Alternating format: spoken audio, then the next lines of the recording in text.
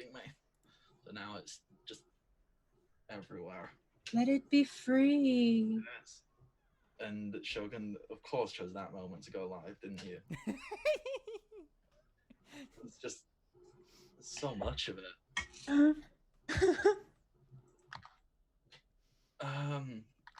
Oh, words, because we're live on a thing. Yeah.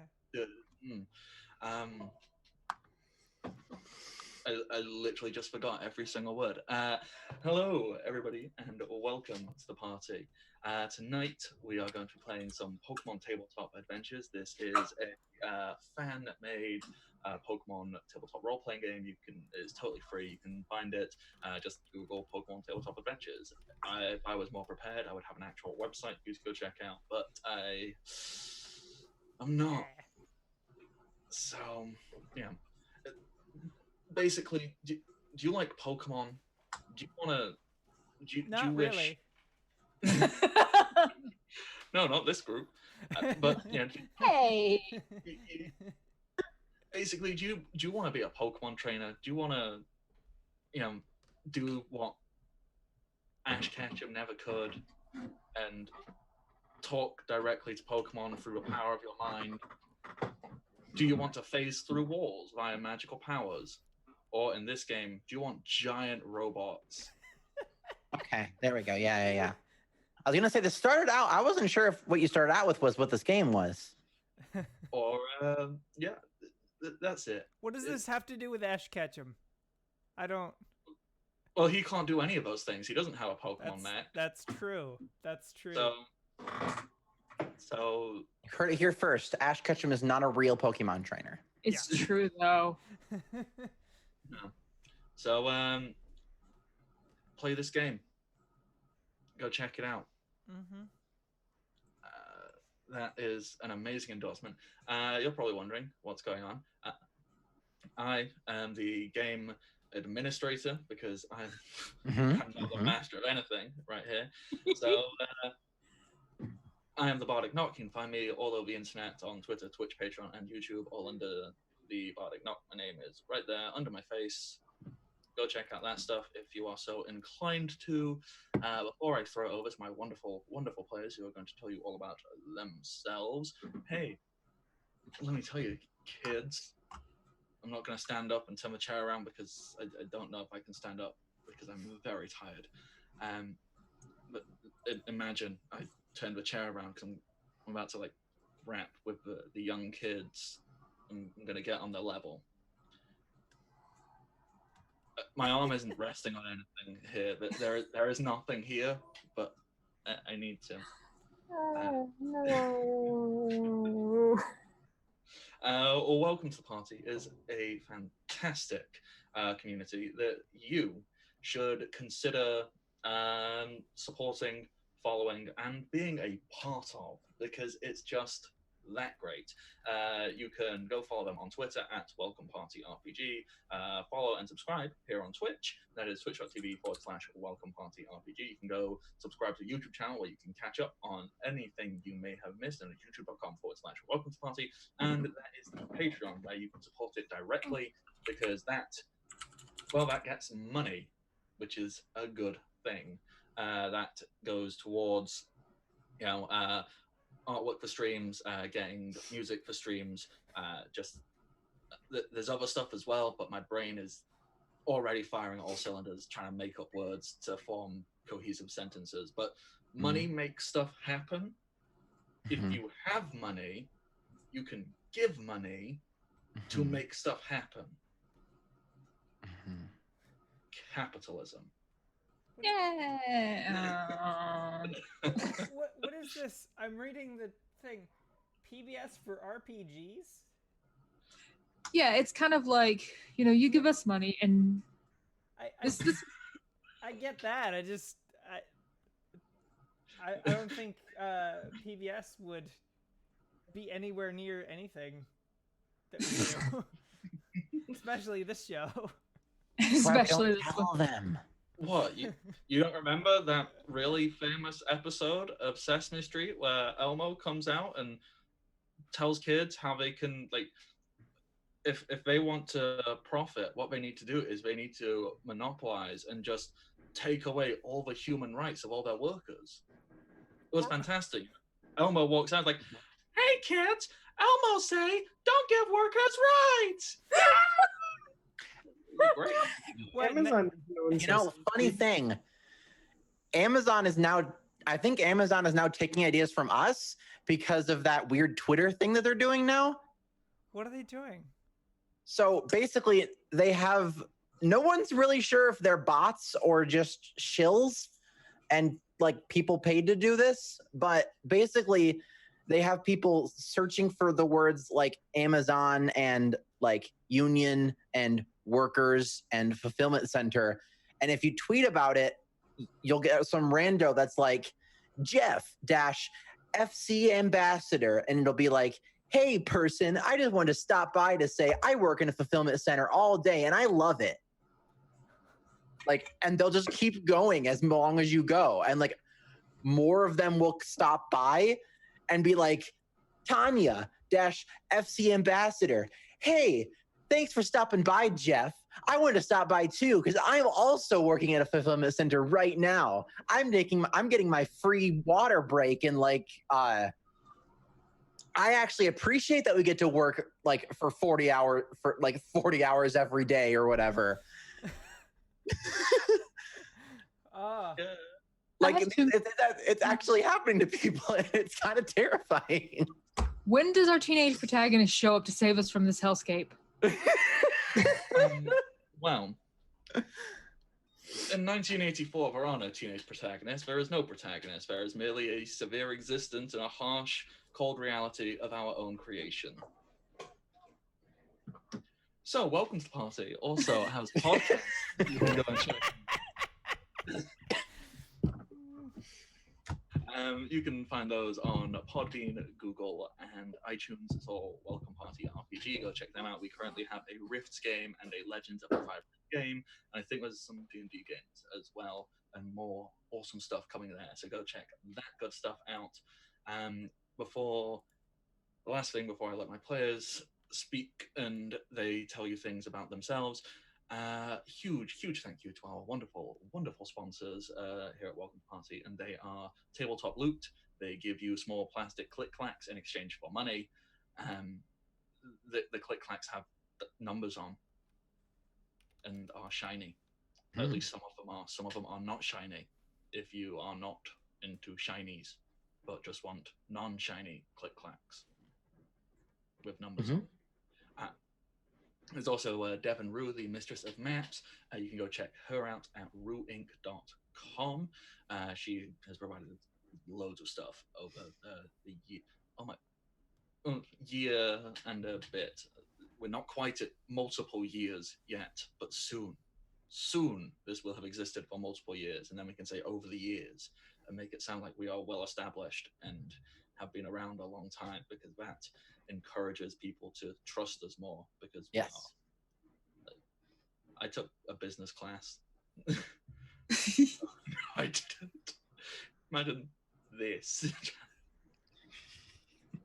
So go check out Devon Rue. She is a wonderful, kind, lovely human being and does lots of fantastic work.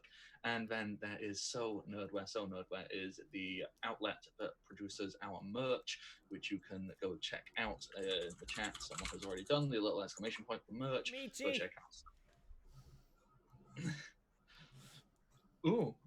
Someone just subscribed.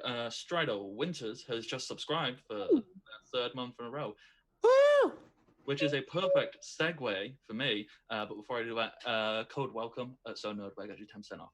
But subscribe. Hey, you know what happens when you subscribe? You get to give an advantage, but if it's me GMing, because I'm a rule breaker. You can give a crit if you want to give it to anybody in this game. So go right ahead, Strider. Or you can keep hold of it and give it to another game if you like them more.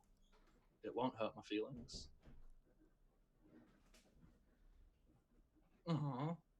Teddy, Strider just gave you a crit. So there you go. So that's what happens for every month you stay subscribed right here on the channel. Bits, we're happy to take them. Basically, 500 bits.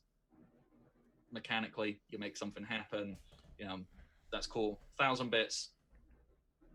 We'll figure out what you do. Something big, something cool, something that makes me go, who needs game notes? So that's all that. All right.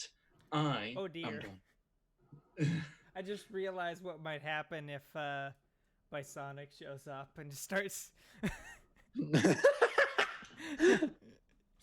1,000 bits. Everything catches on fire. No, stop it. He's that desperate to win. So I am done talking for a few minutes. So wonderful players who would like to introduce yourselves, and we can get that rolling with Teddy. Teddy, who are you? Hi, yeah, I'm Nerdy Teddy. Follow me on Twitter at Nerdy Teddy, and tonight I will be playing Ever Kismet. Yes, and we plans are occurring there. Michi. So- Hi. Your face stroking. I'm putting lidocaine on my face. It's fine. Hi, I'm Michi. You can find me on Twitter at Michisaurus. Tonight I am playing Clementine, who is an absolute sweetheart who doesn't belong here and certainly has no plans in the works. Nope. Nothing. None at all. Okay, I believe you. It's a good thing I don't have blackmail on all of my employees. Got my eye on you. I think Lily is wanting to press F to suspect Yes. or doubt. That's the meme. It's like I got a controller. X. So Lily, Nothing who are happened. you? Well, nothing happened. This is bullshit. Hi, everybody. I'm Lily. You can find my Lilypad Nebula at all the places. I'm excited to be here, and I'm going to be playing Maya Waltz, also known as Venom, also known as Future Statue. It's going to be great. It's going to be fun. We're going to figure all that out. And yeah, that's it for me. And last but never least, not ever, Shogun, who are you? I'm playing as Amelia Brissa, and I have a question for Maya. Yeah. Uh-huh. Do you want to be in the lobby?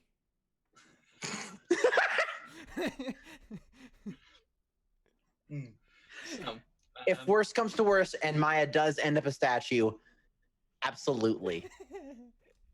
She wants a building named after her, with her as the statue in the lobby with a fountain. all right. Yep. Does Maya Maya- already have the pose figured out? For like the last week, she's just gonna be like this, just Okay. waiting. Lily, because I Yeah. know you're as big of a weeb as me, Yeah. immediately my mind has gone to Little Garden from One Piece. Zoro, the when Mr. Free attacks him with a wax fruit, Oh. purposely pulls the pose like, I'm gonna die cool. Exactly. Yes. So, context is quite probably needed because, well, unfortunately, both Teddy and Michi were not here, and I don't know if either of them have managed to go back and watch what's happened. After you won and didn't illegally break any of the rules in that gym battle, which Nope. was just Nope. a nice, casual, fun, happy race in which no Pokemon murders occurred. It was merely self-defense against wild Pokemon. That's what our lawyers tell us to say. A cave was uncovered, and doing the sensible and logical thing, a trio of gallant and brave heroes went and explored these caves, being Amelia, Maya, and Jim. And Jim did what he was born to do, Oh, no. which was jump on a grenade for me. Yes. Wait, Did he somehow survive the grenade? He died as he lived. Well, Jim is alive. yeah, he's not dead. Oh yeah, I guess yeah. Well, inside of this cave, it was revealed they have an actual official name, but I don't remember it. A legendary trio was sleeping, and that legendary trio is the fourth generation legendaries from Sinnoh. So that is Yuxi, Azelf, and Mesprit, however you pronounce it. And basically, because I just so happened to have looked up, they have a bunch of really cool and interesting special powers. What Yuxi can do is once per month, Yuxi can open their eyes, and anybody who makes eye contact with these, their intelligence, wisdom, and charisma scores are dropped to 0. That happened to Jim. Jim is... He lost all one of his points in all of those stats. I was gonna say. So, yes, Jim is comatose, unfortunately. Maya found out what Azelf can do. Uh-huh. I'm just trying to remember which one is which. Yuxi is the embodiment of knowledge. Azelf is the embodiment of willpower. And when Maya struck Azelf, Maya has been afflicted with a rather nasty condition in which every week your constitution drops by 1? Yeah, well, everything went down by 1 immediately, and then the constitution is what keeps going. And then once it hits 0, or once it hits 1, or once it hits 0? 0. Okay, yeah, once it hits 0, I turn into a statue. Yeah. And well, Amelia had a lovely interaction with Mesprit. Now, normally what would happen is if a trainer makes contact with Mesprit, they become devoid of all emotions. Amelia already is. So Mesprit's like, hey, I get this. So that is what happened. You had regathered at your base. You were making plans. That is basically it. So, well, no, that's not basically it. Obviously, where we ended last time, Maya and Professor Maple, they were about to have an all-nighter. Right. Studying. Studying. Before we jump into that, because that is an already established thing we can jump into, does anybody else have anything they want to do? You are currently at your headquarters in place name I can't say. Sorcerosity. That one. I created it and I can't say it still. Sorcerosity. So you're all there, you're in your headquarters, you're hanging out, it's the middle of the night. Is there anything anybody wants to do, or should I jump straight into the exposition? That's the word. Clementine is probably just on the phone with one of her girlfriends. Yes, these long-established girlfriends. Well, I mean, you've got Jolene.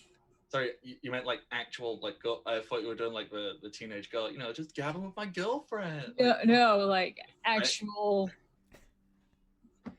the awkward one and the less awkward one.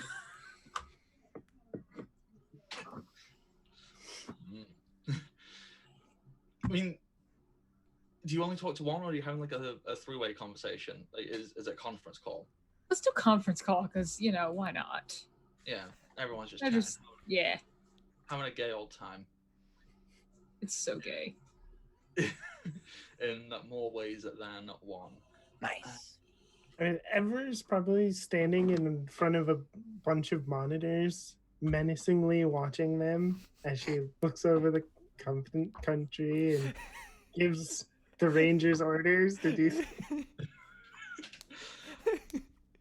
Can I just say, I love Eva's character arc transformation. You know, from I'm just a cute girl. I like fashion. Girl with the chip on her shoulder into James Bond villain. So, Eva, whilst you are viewing over all your monitors, you got a little notification come up. Does Eva have everything connected so that like her phone comes up over monitors, or do you keep your phone separate? What do you think would be more interesting right now? Do you want something to appear on a monitor or on your phone? On the monitor. Yeah. Oh God. Hang on, I forgot all of their names because I don't have the thing open. Oh gosh. Oh no, my lack of preparedness is coming to kick me in the ass. I remember they exist. I just don't know their names. Vamping. It's not there. Oh gosh. Oh gosh, where is it? Now it's going to turn out I'm justified not knowing where it is because I don't know where it got put. Teddy, where's that Google Doc you made? Oh, you're talking about all of the like elite team. Yeah. that Ever's Hold putting on. to- I'll resend it. Yeah. Of course. Unless I accidentally deleted it. No, I didn't. Okay.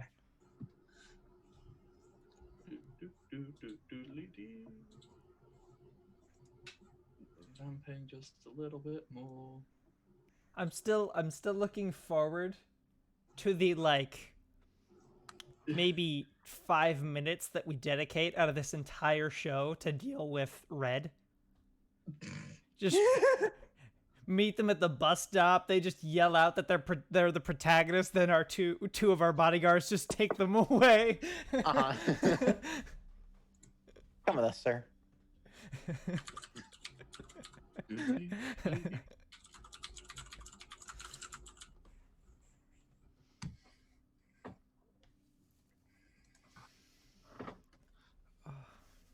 Should be in the Discord now.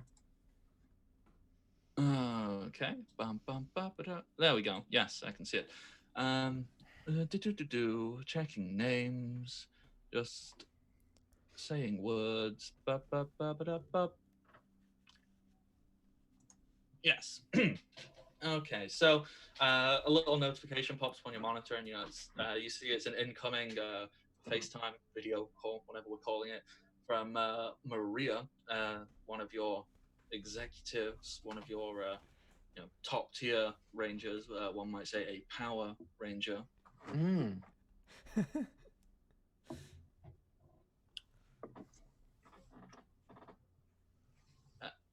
I'm assuming you answer it. Yes, I answered. Yeah. So Maria pops up, and she looks to be in a somewhat undisclosed location, and she just kind of looks at you, and she says, "Boss, Yes. team's ready." Good. Return to Sorcerosity immediately. Got it. We'll be there ASAP. Glad to hear that. Do we have a special sign-up phrase or? Oh no! Not off the top of my head, I wasn't ready for a special phrase. No. It's probably just over. Nightmare Stallion. This Catchphrase. And in the background, you can see 4 shadowy figures behind Maria. It is 4. I can count 1, 2. Yeah, there should. Yeah, there's. Yes, there should be 5 of them. A few. And with that, just as it's about to call, you see a series of colored lights shine up over each one of them. It's very flashy. It's very cool. And they all seem to hit their loud mechanical whirring in the background while the video call ends. This real fast. This game is weirdly like secretive and political, while at the same time also feeling like a game of like children in a sandbox. Like, now I have mech soldiers. God, that is so it. It's like playing. It's almost like playing Vampire the Masquerade with God mode on, and Yeah. nobody's a vampire. Yeah, there's like, yeah, it's very anime of like the final confrontation is going to be us just listing all of the secret organizations that we've built behind each other's backs. There's like 10 of them in a row. No one's a vampire that we know of yet. You're right. Don't ruin my thing, gosh. I don't. No, I'm kidding. I'm kidding. No. I was just generally trying to think like, is there a way one could be? You can make zombies because we kind of did that before. Like, I was just thinking like Pokemon lore wise, like no, there isn't a vampire. Like, because I don't even think there's any Pokemon that like feed off of humans or anything like that. Like, Other than just like Zubats. But that's not very extraordinary. No, it's. I was going to say the lamp Pokemon, but technically that just burns away your soul. Yeah. There's a Pokemon that can do that? Yeah, and so Chandelure. Yeah, there you go. That's the one I'm thinking of. Oh. It's just a Chandelure ghost that can burn away, fire ghost that can burn away your soul. It's fine. Yeah. You know Houndoom, the fire dark dog. Yeah. A bite from Houndoom never stops burning. God. Like, Pokemon it has says so that. many things that are just like hidden in like little pieces of lore that are just terrifying. Oh no! Oh no! Okay. Biosonic's here. Oh no! Oh no! Quick, don't tell him that we had. All he has to do is donate 1,000 bits, and he can win. No.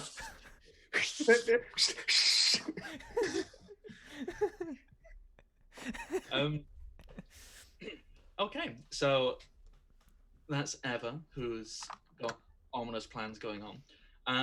Amelia, the last thing you did, you had your interaction with Mesprit, Mm-hmm. and then was there anything else you wanted to do? I want to Or should make jump sure up? that there is tea and some cookies set up in my room for if ever Mesprit returns. Oh hell yeah! You can set up anything you like. Everything, all the cookies, like all of them. Wonderful. Okay then. So, Maya, you're Yeah. having gal pal time, which amounts to sat in a lovely, extremely feminine-looking room. It's been very highly decorated. It's very pink. It's very soft. It's very lovely. Professor Maple, she is wearing it's basically a negligee because she wasn't expecting it to turn into serious hardcore study session. I don't know what she was doing. I do know what she was doing. She was hoping that one evening you would just come and spend time with her. But yeah, That wish has been granted. and she was telling you how I think she has always been impressed with people who can play 2 games at once on different. Right? Yeah.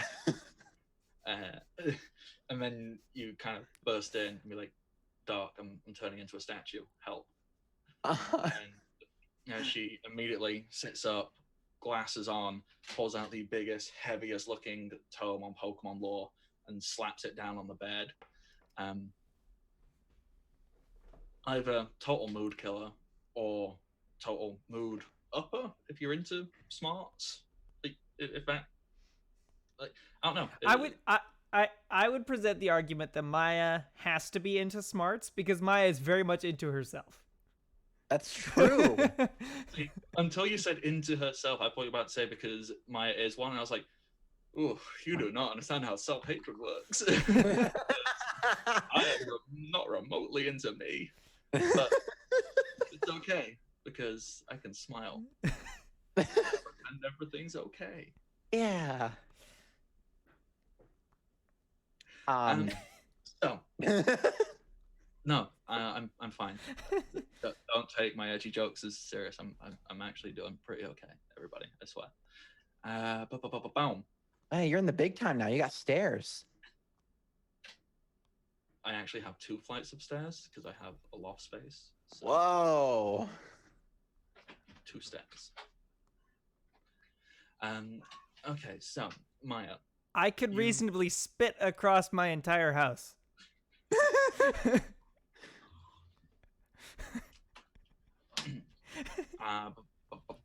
I keep losing my train of thought entirely. Maya. Yeah. You are sat down. Big heckin' book of Pokemon lore. Thwomp. Book slammed open.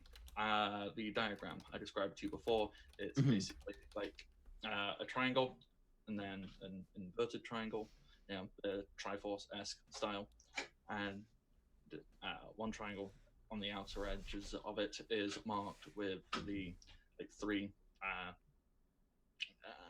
I want to say hieroglyphs, but it's not that. It's a word like hieroglyphs, but I can't think of it.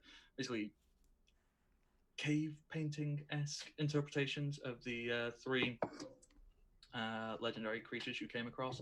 Then on the other triangle, there is 3 other creatures. One which kind of looks like a big kaiju type thing. It basically looks like Godzilla with streaks of pink going down it. One looks like a big metal brachiosaur, basically, with strips of blue going down it. And the other just looks terrifying, like big 6 legs, spines coming out of its neck, like big, terrifying.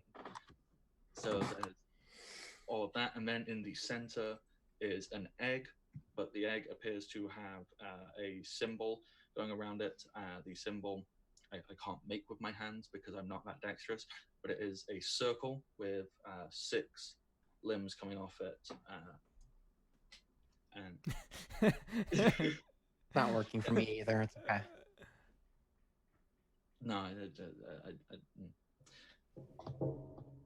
no, that wouldn't work.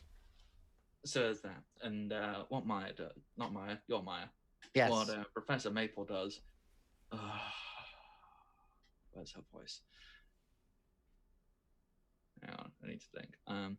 So it's kind of like up here because it's like Canada, eh? But yeah, then it was the mix between Canadian and Irish. yeah, because when I go Canadian, it's kind of up here, and all I need to do is up it just a bit, and then it goes Irish. It's just if I get that pitch wrong, it goes from Canada, Irish. Voices are strange. So, yeah, I point at the red one, and like it was that one. It was a blue one. It was that one. That happens. It's canon. She points at the red one, pulls back, and then points at the blue one. Okay. So, what all of this is, basically, so what all of these are is they're the things that make people.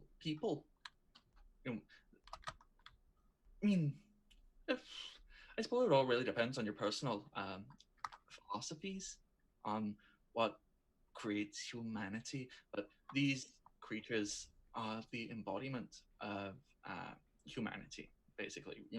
Ideally, what we should all aspire to, emotion, knowledge, and willpower. And they were the third thing ever brought into creation. So pretty big deal. How do we kill it? How do you?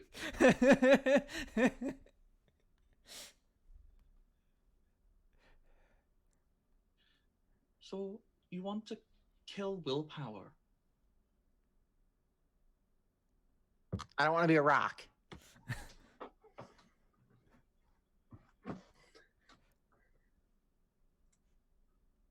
So, How am I gonna do things if I'm a rock? I can't hack. I mean,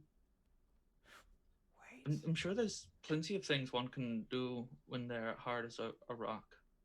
No, like literally a rock. Oh, that's not quite as innuendo-y. Yeah, like literally. I don't know what kind of rock, but like literally a rock. Oh, Wait. If anyone can do it, can Maya upload her consciousness? Oh my god. so Maya wants to achieve singularity.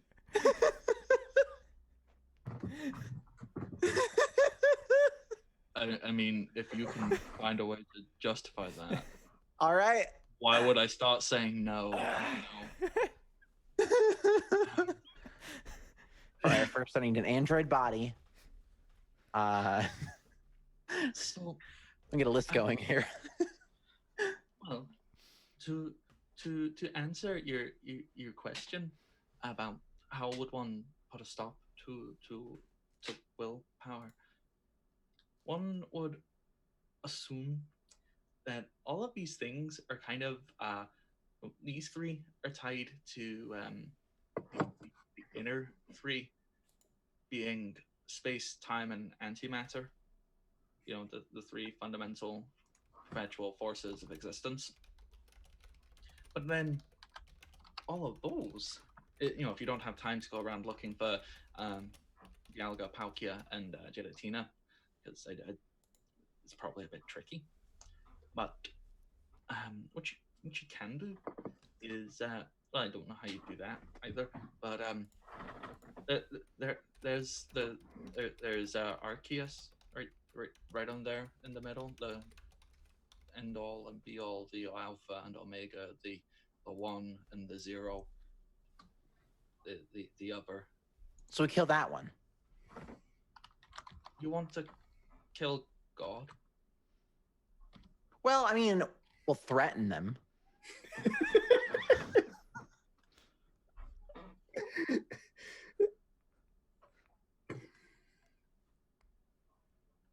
Have I ever told you that your ambition is both incredibly intimidating but also kind of hot?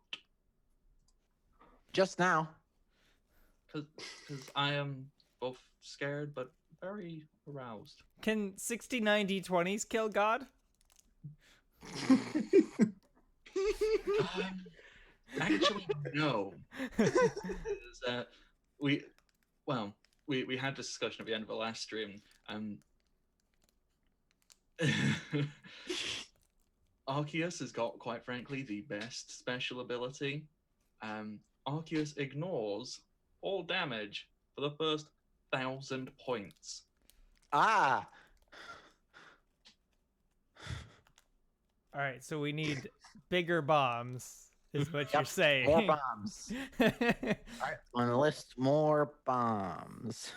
So, so she just kind of looks at you and goes, well, if it were me trying to find some way to invoke the wrath of a deific creature, I'd probably just do a bunch of really, really blasphemous stuff in a very open and public space. Okay, so now you're arousing me. Nice. So there's that. Yeah, so about this rock thing. Should I put the book away? Or another time? No, yeah, I got time. Here, shut the door.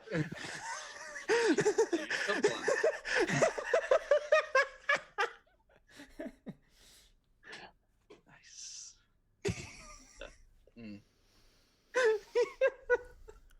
That one. So Good stuff. you said Good stuff. incite the wrath of Arceus by doing what we've been doing since session 1? Maybe. Okay. Obviously, that can go on for as long as you deem fit.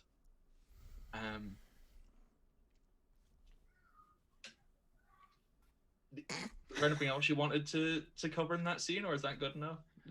That's good. And then we can Pick everything else up in group meeting tomorrow morning. yeah, bring it up to let everybody know that I'm slowly becoming a statue. I think Yeah. something's certainly getting covered there.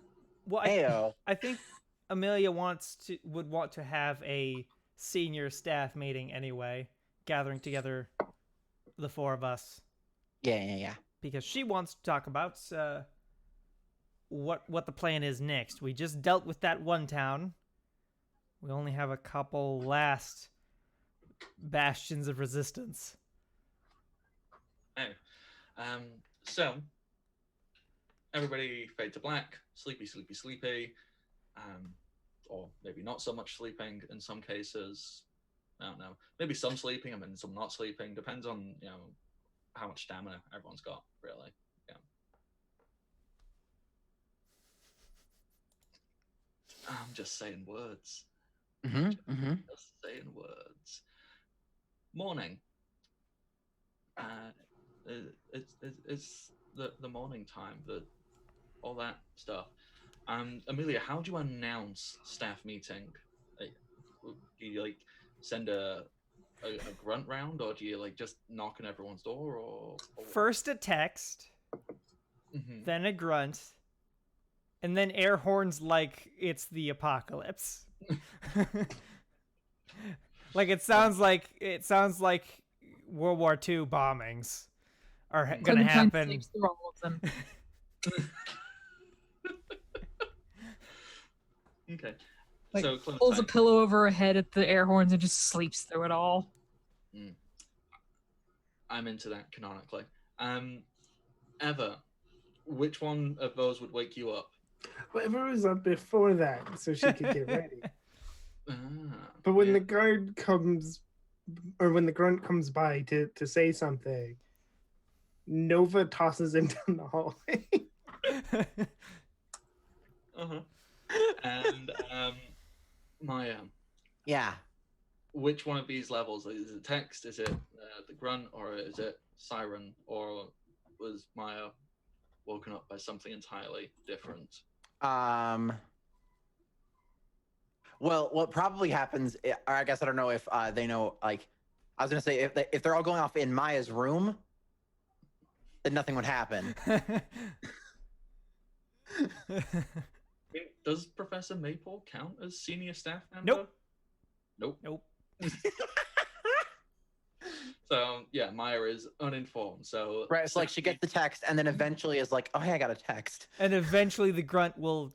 Because the grunt would go to her room, and they'll be like, she's not there. I don't know. Shit, I can't go back and tell her that she's not in the room because she'll kill me. Yeah.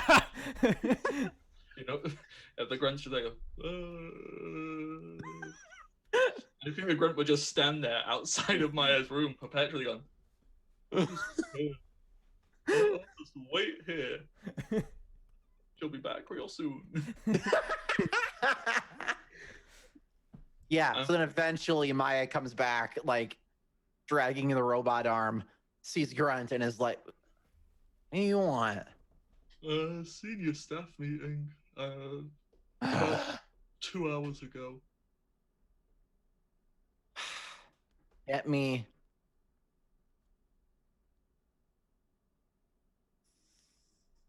3 red Tauros.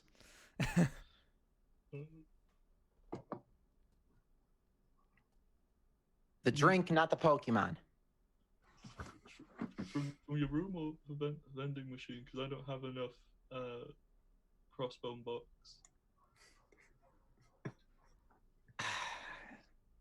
You do now. He just stopped laughing. I obviously have access to his bank account. He comes back and just hands you these 3 cans. You're like, you tell Amelia that I passed the message to you, please? Which one are you? Don't know. Fine, I'll tell her that employee number 264362 did very well. Thank you. Mm-hmm. Go back into room, change, chug 2 of the red toros, and then go to meeting. So, the meeting room, which is... Eva, were you there prematurely, or have you got your own thing going on? Yeah, I was there. Yeah, so meeting room, for the longest time, Eva is there. Amelia will show up, and then, like 2 hours later, Maya will show up.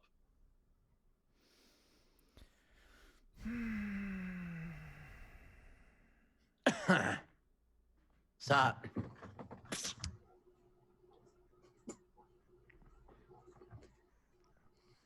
Oh, hey. Sorry, go ahead. Amelia would brush aside the like 15 empty mugs that are sitting on the on the desk. Where's Clementine? Uh-huh. All right, whatever. If they're not coming, we can get a transcript or something. Okay, so what are the towns that we have yet to have control over? Not including those islands way the heck out nowhere. Isn't it just that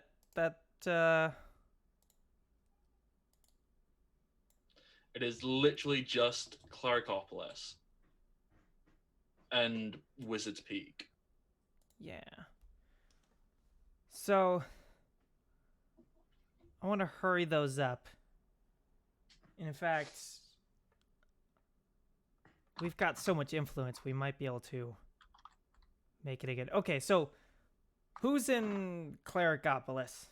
Who is the gym leader there? That is Mariam. Mariam. Why did they turn us down? I don't remember. It's because Clericopolis is where like the courthouse, and it's all very the rules and laws quite seriously there. Like they've got a pretty good handle on most things. That was their reasoning. Okay.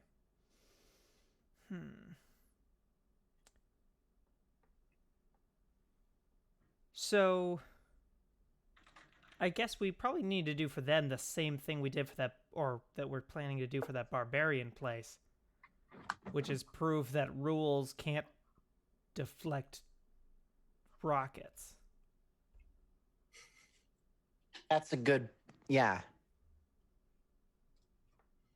Yeah, let's schedule another bisonic attack there as well. Mm-hmm.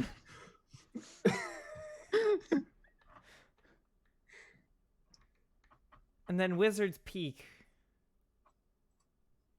Why don't they want us around? Because that is where the Pokemon League is. That's where the strongest trainers in the entire region reside.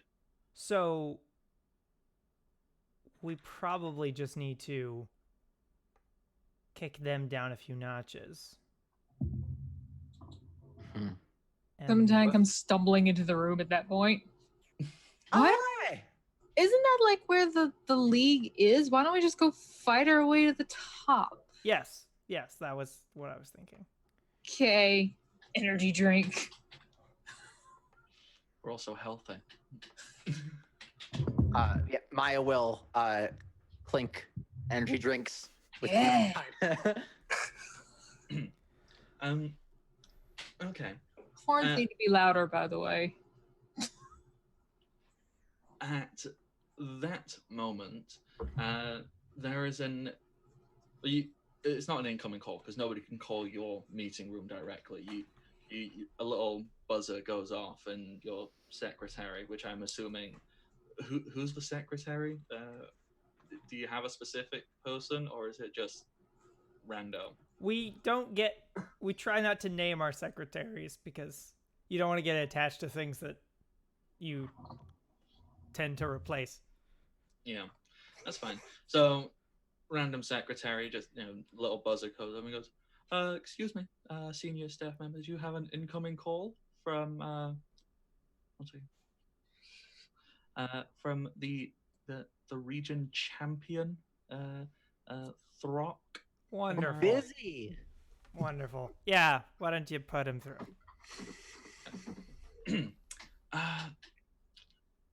Hi, everybody. So, Hi. obviously, a lot of you are gym leaders now, and basically, what we're doing is we have decided to take this bisonic threat very, very seriously. So we're actually Good. we are having a gym leaders summit up at Wizards Peak. If everybody is going to be coming on up, yeah.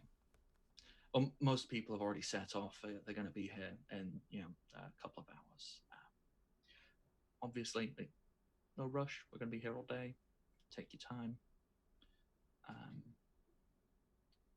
But we would really, really like it if you showed up.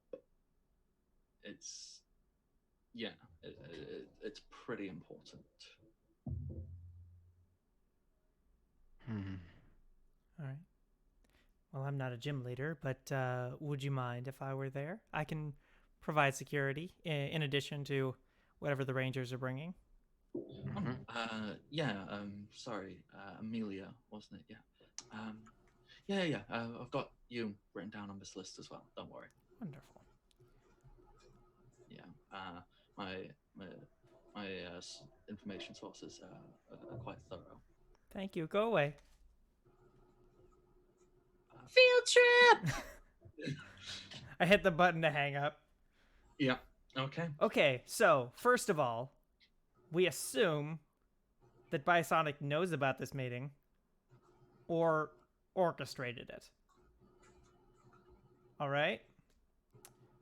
We assume that during the meeting, either our base here or where we are going to wherever the meeting location will be attacked. We prepare accordingly. Exactly at that moment, we prepare accordingly. 5 large, giant robots land outside the view of the window. They are color coordinated, and they are all in the shape of fossil-type Pokemon. Nerdy, do you want to describe these? Let's see. I don't remember which Pokemon I gave. So hold on.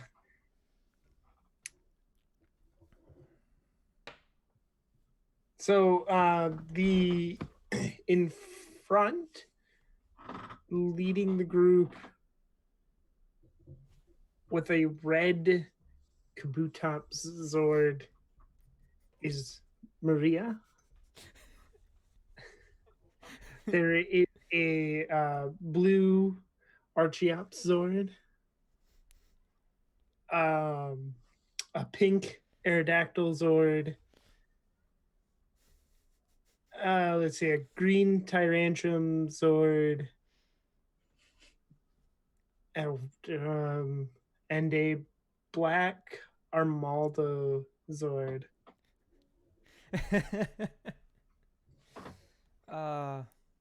That's good. Obviously, they drop down in perfect timing in unison, and explosions occur behind them. For reasons. No one quite knows how the explosions got there. No one looks like they got hurt by them. But all the Zords simultaneously kind of like do a little pose and make a little sound. And go, it looks very well choreographed and very impressive simultaneously.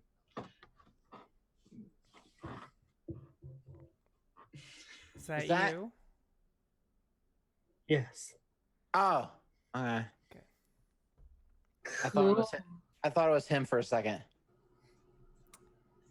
All right. How fast can they move? Or how fast can they travel? I mean, talked to them last night. I don't know where they came from, but they got here rather quickly. Because say we split them up, had some of them here, some of them at wherever the meeting is. I'm assuming it's Wizard's Peak. And in case of an attack at either location, they can go, whoever's at the wrong location can go reinforce if needed. How long would it take for them to do that? I think that's up to Barty. Yeah. Not very long. Pretty instant, really. Okay. Good. Along with that, we'll be bringing plenty of grunts, those anti-air rocket thingies, and assorted weaponry. And we will double reinforce our base here.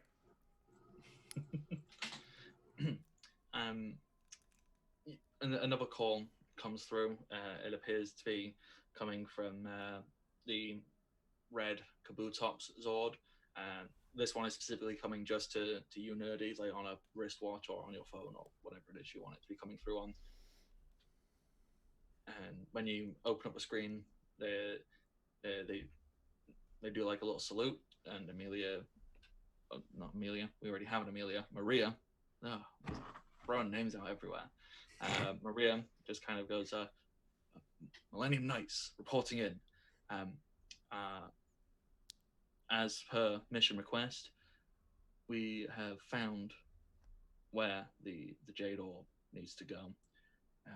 It's in Barbarian Isle, which is, well, the reason for our delay is we were staking it out, and Gym Leader Fox is currently no longer there. You have full access to the Isle with no repercussions. Wonderful. Amelia, do you mind if I leave immediately? Yeah, go ahead. What'd you do? Nothing yet. Maya, I need that orb back. Yeah. Somebody go get it. You see like 12 runs just sprint all at once, shoving each other out the way. They return soon, once again, like trying to like knock each other out of the way to be the ones to hand the orb over. And yeah, they get it and they rush in, they present it to Maya, like, Oh, give it to her. Give it to her.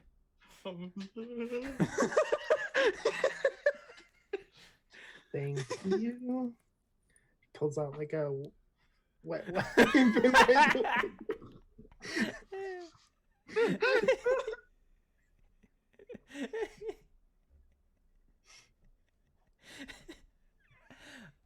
I don't know why that was so funny.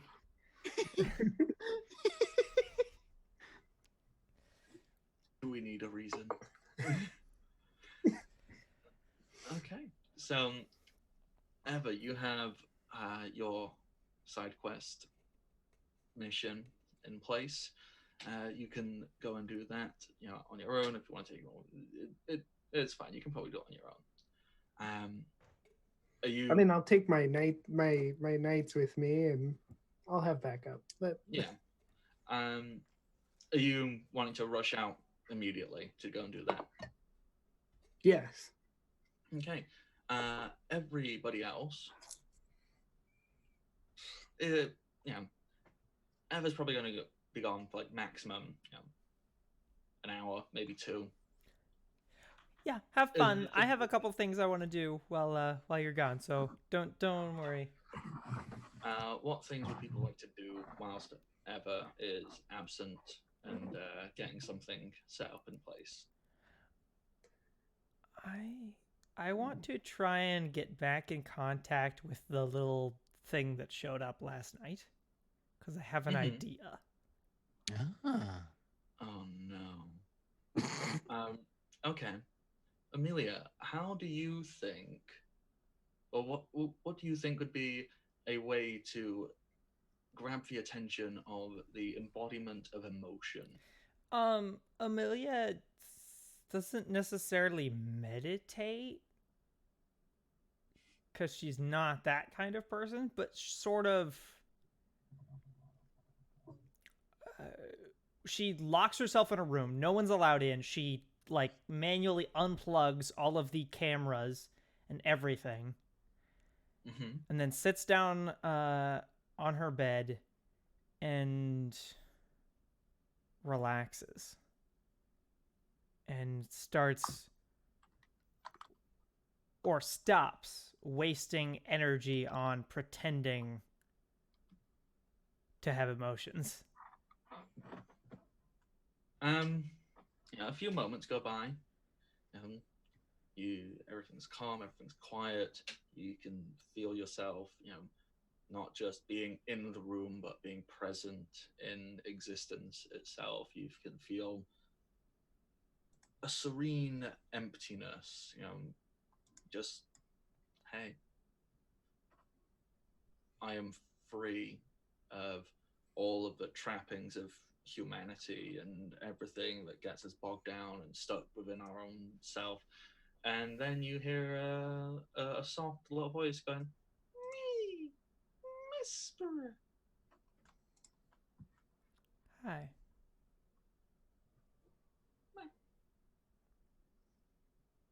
He just kind of floats over to the tea and cookies and just picks up a little cookie and goes, I'm sure you'll understand, but I can't be as, or I won't be as polite as last time. I want you for something. Will you help me?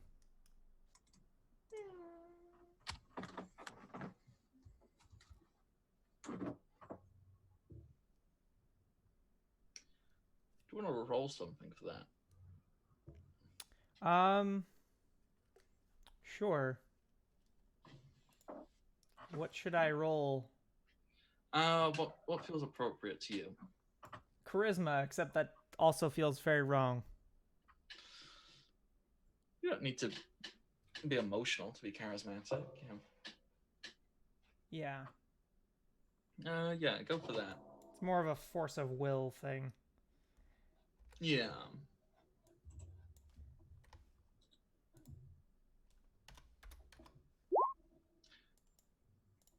Yeah. 25. 25 is it's pretty good. Pretty good. As it just kind of looks at you and kind of goes, it seems agreeable. The creature seems like it is. It's almost fascinated by you, where it just kind of wants to be around a little bit and see what's what. I have within me a small array of skills. But I have within me that trait. The one that you can give people. And that alone is what makes me successful.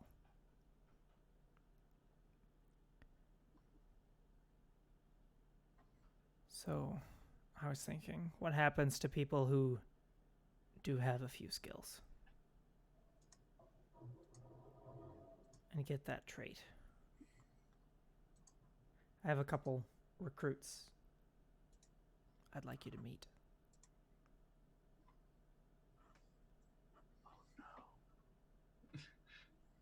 Uh-huh.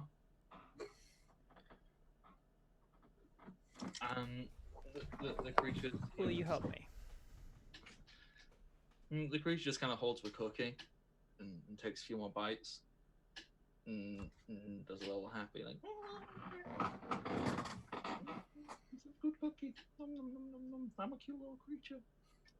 Don't leave me for nefarious deeds. No.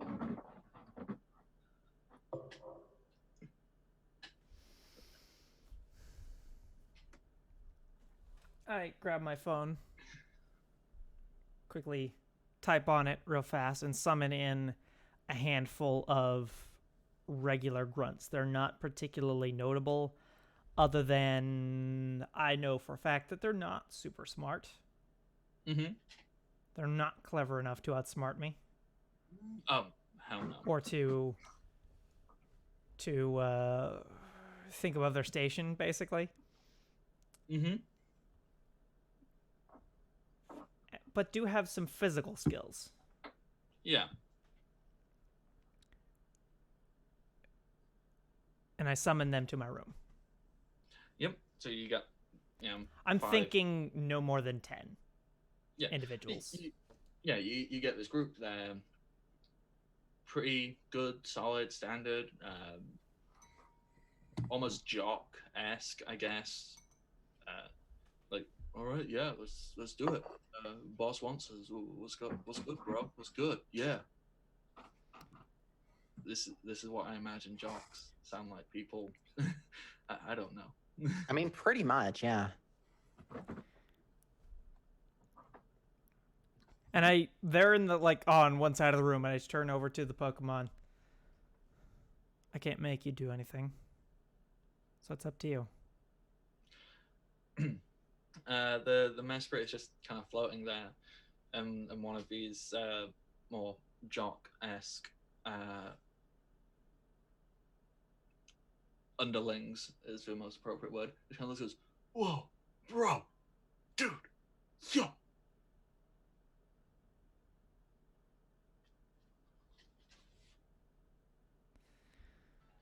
Legendary. Yes. Please shake its hand. Oh, for real? Yeah.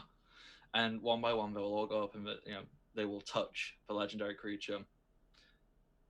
As they do so, you see them just kind of, any sense of,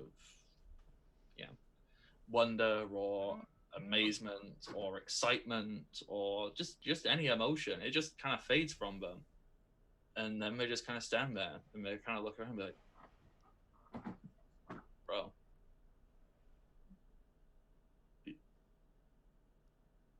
well, we should go and do work because that's important. That's what right. can we do? You've been reassigned. You are now part of my elite team. All right. You got it, man. What are your orders?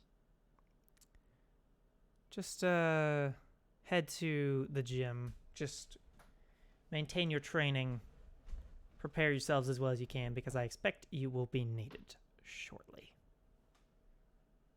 They give a very official looking salute and they head down to the gym. Looks like Lily has had to just step away for a second. Oh no! There. Sorry, cat. Sudden Lily appears. The spinning chair is magical. I have one last question for you. Yeah. To the little thing, I ask,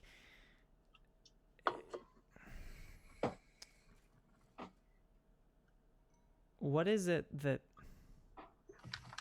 you want? I see that you're interested in me being a natural. But curiosity is usually just the beginning. The Master Spirit just kind of looks at you, and you can see that you can feel something from behind its eyes. This, like, it doesn't really give off much of like a definite vibe of want, either because it is a base level creature that goes almost entirely off of instinct, or because its wants and desires are more complex than you can understand. It just kind of looks in, you get this connection. And then it points at the cookies. Me.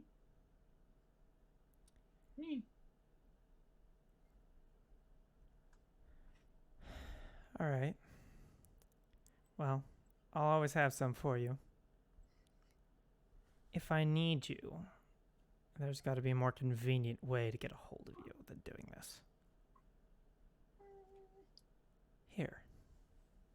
And I pull out just a pager and hand it to it. If this makes noise, why don't you come around? Don't eat it. I take it. It's got like a Velcro strap, and I like strap it to its arm, and then put a cookie in its hand so that it can't be. As it's doing that, it kind of looks. Amelia, where do you carry your Pokeballs? Do you have them on a belt or? In the purse. Do you have any just laying around anywhere? Yeah. I mean, the purse is like open, so they're visible. Yeah. The creature sees your little Pokeballs, and it's kind of munching away and looking at its new toy. And it just kind of points at a Pokeball of yours and goes, me. Really? I just offer it a regular Pokeball. It just boops a Pokeball.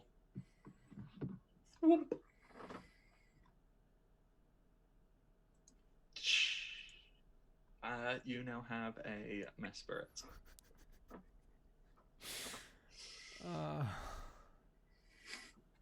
Pick that up, put it in my purse, and like the heartless person that I am, I'm going to boot out the adorable robot with a backstory for this thing. And I'm assuming you don't just like go and put it in a PC box. You literally just throw that Pokeball out the window. Or just like over, it rolls under my bed or something.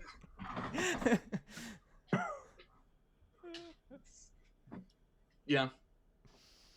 Sounds about right. Okay. Wonderful.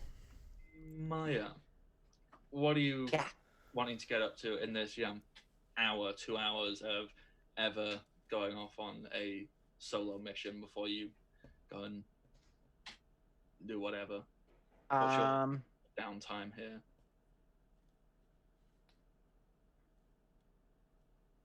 I would probably have Maple, or is Maple like a doctor or like a PhD doctor? Both. Okay. Probably have Maple run like tests on me to like check if there's anything like happening yet. Okay. So, science montage. Yeah. All of that happens. Intro to the Bad Hulk movie. Which one? Damn. True. Hot takes. The one that cameoed Iron Man at the very end. So the second Bad Hulk movie. I think so. The one that had the one that had Abomination or whatever the other Hulk monster is. Yeah. Your foot. Well, there's 3 of those. Oh, oops, my mic wasn't muted. I was just kind of like, Michi? The cat is like chewing on his paw, so I was asking why I was eating his foot because he only has 3 of those left.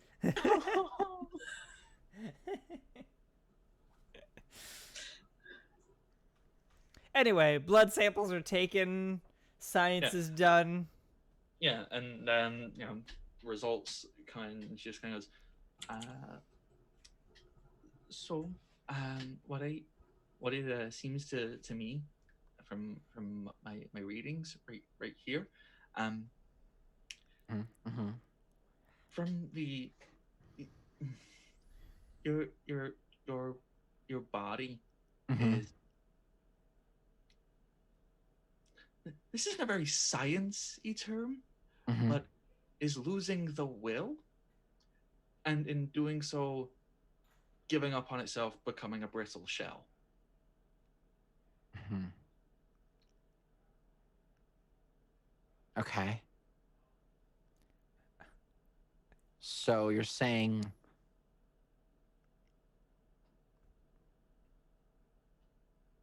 the mind is willing, but the flesh is weak. Yes.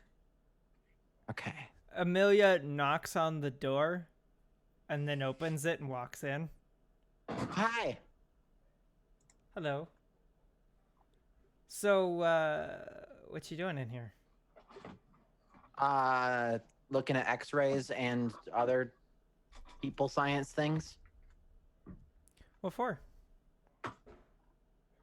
Oh, did I not? Oh, I forgot to say it at the meeting. My bad. I'm turning into a statue. How long have you had this aspiration? Oh no, it's not a like a goal. It's a condition. Right? That's the word, condition. Yes. Condition. Does it have anything to do with It was the blue one. Yeah. Yeah, okay. Oh. So, just putting this out there into the ether. If we could find me a robot body. Why? Can't you like Well, cure it or something? I don't know. If we can, then sure, I guess I'll keep this. What are you missing? Do you need just like some vitamins or something? No, like my body is like shutting down and turning into rock. Okay. But so yeah, either fix it or get me a robot body. Either option is fine by me. Well, not wanting to interrupt senior staff moment, but according to my extensive research, Yeah. you kind of need to kill God to stop it. So. Oh, that wasn't a joke? That was real? Yeah. Either kill God, or find a way to tame one, possibly all three of the beings that create and monitor the three constants in the universe, being time, space, and antimatter. Oh, so Lil Blue could turn this off if they wanted to? I don't know. No one's really sat down and talked to them too much. So, how is this happening? Are you like just slowly over time? How long did I have, Doc? What's your constitution score? 9. About 9 weeks. 9 weeks. Over that time, it's gonna like stone. See, can you do some kind of transfusion? Well, I was doing some additional research, and basically, I mean, I can probably only get it to work one time. I found this thing. You get a red chain and you do some stuff, but I don't know where it would be best to focus. What interests you more, time, space, or antimatter? I mean, antimatter sounds pretty cool. I mean, antimatter is very misunderstood. Everyone thinks that it's just destroyed. It's not. It is a balance. It actually, it stops things from existing when they shouldn't exist. Antimatter is very easily misconstrued. So it's actually a very beautiful thing. Should I can do all that now. I've got the chain and I can open up. What Is is your this- girlfriend into witchcraft? Maybe. What is this? Science. Apparently it's science. Mm. So what I need to do is I just need to like draw some stuff on the floor. This sounds like witchcraft. No, what I do is I draw some stuff on the floor, and then I Yeah, get this yeah. red chain, Yeah. and then I put it in a special shape, and then it opens up a hole to the what's it called? The distortion world, and then we can go and Yep, find. that's witchcraft. It's very science. Okay. I have numbers. Okay, dear. It's witchcraft. So my thought was, if you're losing something that's making you turn to stone, can't you just like get a transfusion of whatever you're running out of? I don't know if I'm like losing something. It's just like Well, where there's your body's losing willpower. So if you can find a way to bottle human will. See, that sounds easier. But I got the chain. she's got the chain. Yeah, I don't want demons in my secret base. Well, they're It's not not a demons. They're Pokemon. It's just a giant ghost dragon that exists. You're in its own opening a realm of portal. Giant ghost dragons. What if we do it outside? Yeah, do it outside. Okay, It let's do just it outside. exists in its own realm because it destroys everything it comes into contact in ours. That sounds pretty cool. And how's that going to fix you? I don't know. Science. Yeah, science. Okay. Okay, so you go outside. She draws a hole. She draws like some. Amelia magical- has like a small nuclear bunker that she she has a mobile like command truck. Like 50 yards away. With binoculars. Yeah. And it just so happens to be a 5-pointed star. No references at all. It's 5-pointed for science reasons. Hmm. And I'm gonna videotape the end of the world. and she does some other stuff. She burns some herbs because they release a specific chemical. It's not witchcraft. It's Yup. science. Science. Yep. Mhm. And there's a long pause where it feels like nothing happened. Then the circle on the ground, which has been drawn, collapses in on itself as it just disapparates into nothingness, and you can see into a black void, out of which you can see. I don't know how to describe Giratina's face appropriately. It's kind of like a praying mantis's face. Yeah. You just see this large yellow praying mantis-like face like fly up through the hole, and as it flies up, you see it has like this ethereal ghost-like form as it like flies. But as it pulls itself out into our realm, into the material realm, it seems to grow legs as it stands towering above everything nearby. And at that moment, Maple just kind of slaps it with the chain, just slaps it. And it gets tied up in this red chain. It is utterly defenseless and bendable to your whim. Get it with a Pokeball.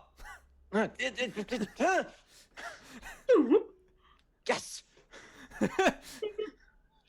You now have a Giratina.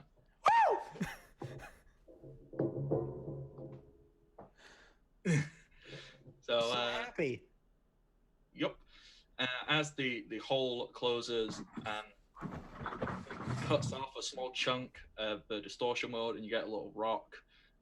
It is rather Grecius. I don't know how that word is pronounced. It's the special rock that allows Giratina to switch forms. Oh, okay. That one. So you got yourself one of them, and a legendary Pokemon. Amelia pulls up. Where do you get those chains? Oh, Kink Store. Okay. Was that the same chain? maybe. Oh. I mean, it wasn't red last night, Oh. but stuff. Interesting. So I got it. so I was gonna help. I just ordered 50 of them. Oh, you need to do some science. It's a whole lot of science. You said there's 2 more of these things?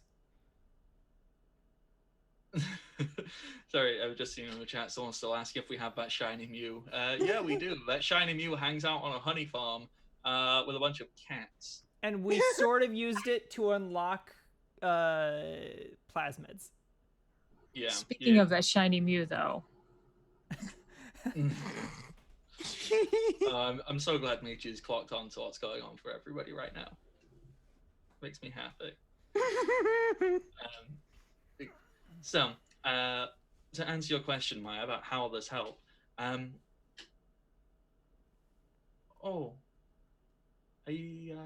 hadn't entirely figured. Wait, if it's antimatter, can it destroy the thing that's draining my willpower? Yes, but it'd also destroy you. So, but Oh. I mean, Can we turn it into like a targeted? Can we make it a bioweapon? I mean, it already is one. No, but like take it and like make it so we can like target specific things with it. So it can like inject me, kill the thing that's draining my willpower, but not kill me.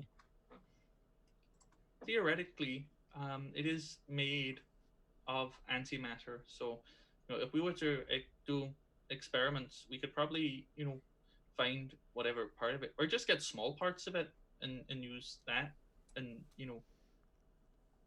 maybe we. Ooh. Ooh. Ooh.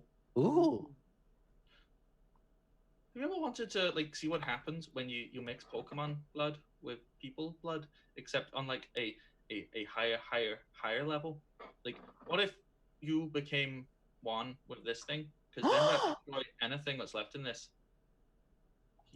You'd be like a ghost dragon, sexy robot girl. Yeah. Who can destroy things with a touch. Yeah. Let's go do science. Science. Whoosh.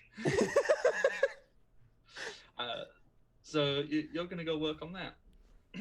Oh, Michi, you okay? Because yeah. Yeah, I know. I just want to keep checking on you. My entire head is covered in lidocaine right now, so I can't feel anything over here. That sounds kind of wonderful. Not gonna lie. After, yeah. So Clementine, what would you like to get on with in this 1 or 2 hours, where you can go anywhere or do anything? How far is it to the cat hut? You have means of basically instant transportation. I think we built a small railroad to there. I mean, you do have immediate access to it because you sell the honey. Like you Yeah. You can get there easy. Transportation of a Pokemon strange, considering you can fly instantly anywhere. So Clementine is going to make preparations to go there. She's going to leave the phone that everyone knows about at the base, like on her bed, and then go to the cat hut. Okay. Yeah. You get to the cat hut. All the cats, they all go meow, meow, meow, meow. They're very happy. They're very excited. They get fresh seafood and everything. It's adorable. And there's a shiny Mew just sat there. It basically just makes things float around the entire little hut and has a wonderful time just existing there. Just it's not even, the honey isn't even contained in things. The Mew just makes globules of honey suspend in midair, so it can just float over and go meow, meow, meow. It's wonderful. It's amazing. This is perfect. This is Clementine's happy place. There's floating honey and cats. Right. So Clementine is going to sit next to a floating glob of honey and pull out a phone that no one has probably ever seen before. It's bright fucking red. I don't know how anybody's not seen it before, but hey. And just kind of start sending a couple texts. Do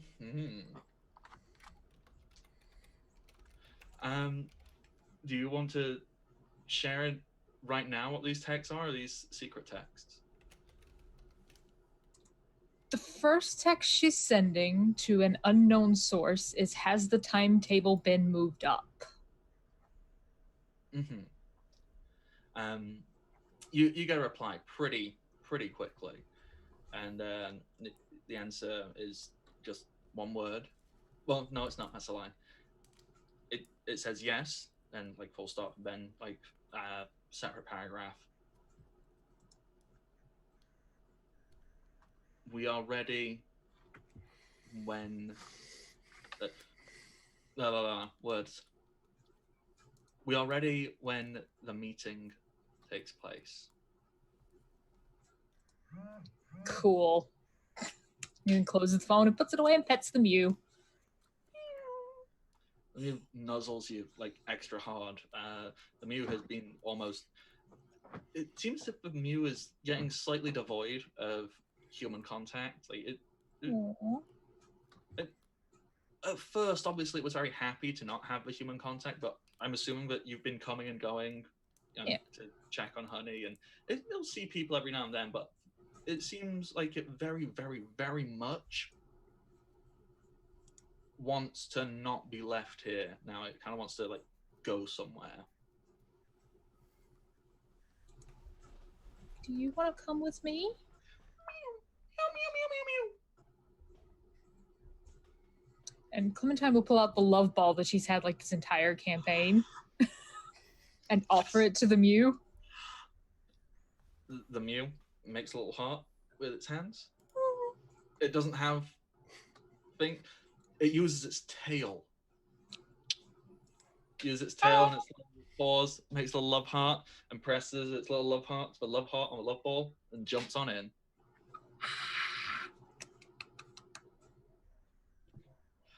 You now have a shiny Mew. Yes. Okay. Damn.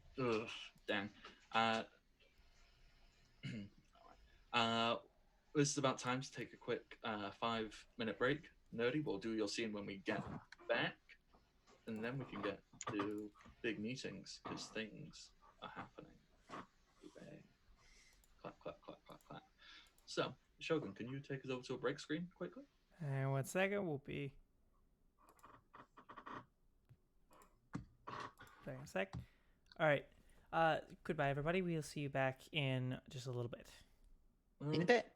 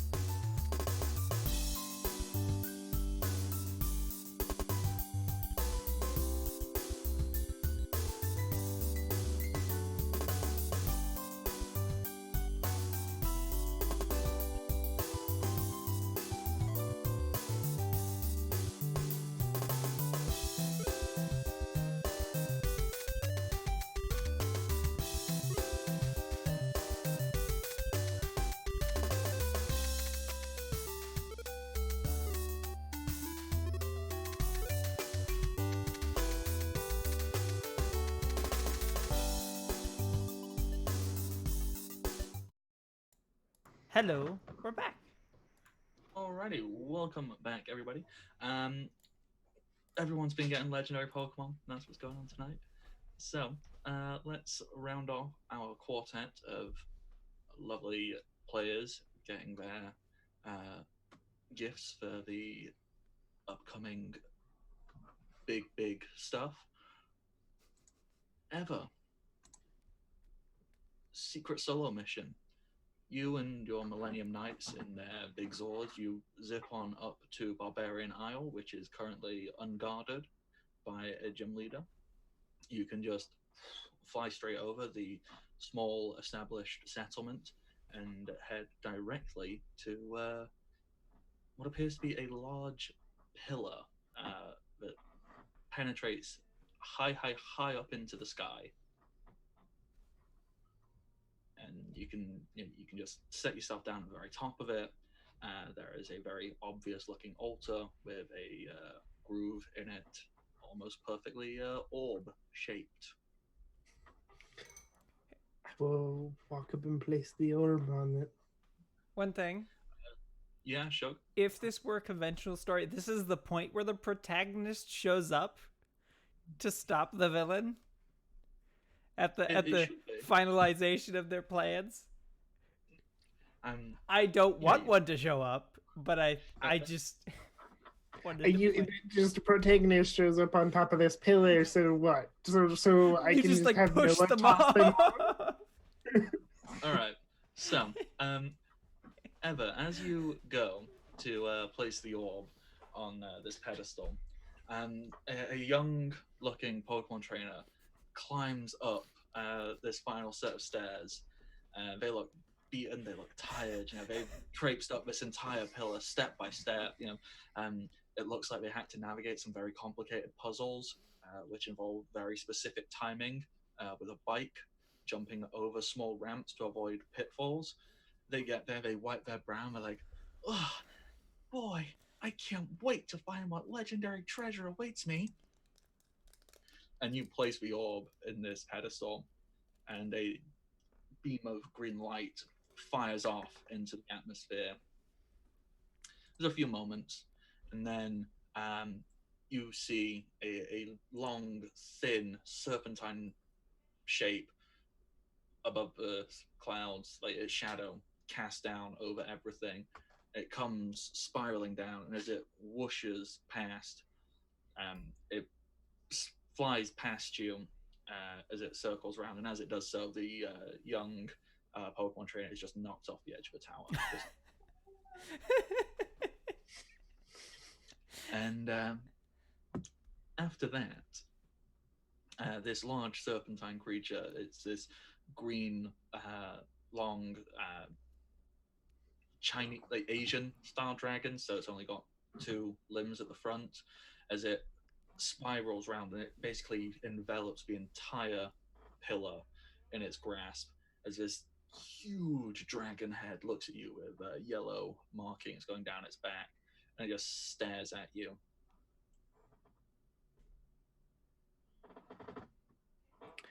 Finally. Now I get to do the one thing those cowards could never do. And I pull out that knockoff Master Ball. Your Wonder Ball. yeah, the Wonder Ball. And Anyway, here's Wonder Ball. and I'll throw it at Rayquaza. Yeah, it just taps the Rayquaza right in the head, and just whoop. Ding! You got it. You have the protector of the atmosphere, the bringer of balance to the eternal dispute between land and sea, right there in your pocket. You got it. Yep. I'm going to be switching full Luminion out. Since I rarely use. Are you riding that back to base, or are you gonna hop in the mechs and go back? Oh, I'm gonna write it back. So, everybody back at base, you all reconvene. You all meet back up with your new power ups, and you're all kind of going, "Oh, so what do we do now?" And this giant, giant serpentine dragon just flies. So, well, Nerdy, describe your entrance.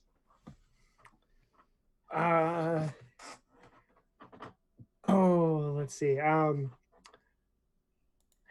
have to swoop the town like 10 times, just getting really close and like weaving through the buildings and stuff.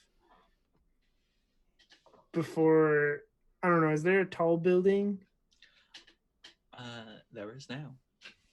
Yeah, and then we'll just stop and wrap around that building, and then I will slowly walk down very dramatically to the ground. Does the ray quasar, does it form its body like into like small steps for you? Yeah. And yeah, so you just casually walk down this giant dragon to meet up with everybody else. All right. Very good, Ever.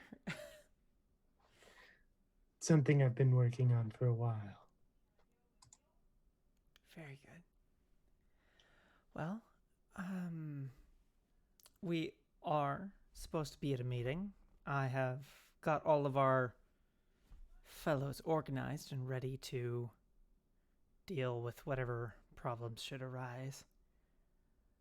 Ever, do you mind splitting up your troop, having maybe 2 of them wait here and 3 of them come with us? That should be fine. All right. Okay, so how Am I here or am I currently being fused with Giratina? that has happened. You are now Giratina. Okay. Okay. What does that do? Okay, so basically, how this works is, well, I'm making stuff up on the spot, but basically, you just have Giratina's stats. You can use its moves, but you can do that as Maya, or you can take on the shape of Giratina, or you can be like some hybrid and do both. Like whatever you think looks coolest. Okay. And you can kind of switch and change between them. You and Giratina are one being. When Amelia first sees Maya, she looks at her and goes,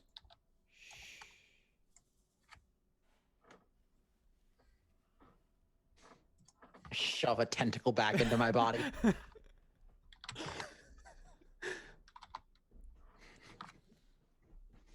Okay, so out of curiosity, how do you want to travel to Wizard's Peak? Are you going to take the robots?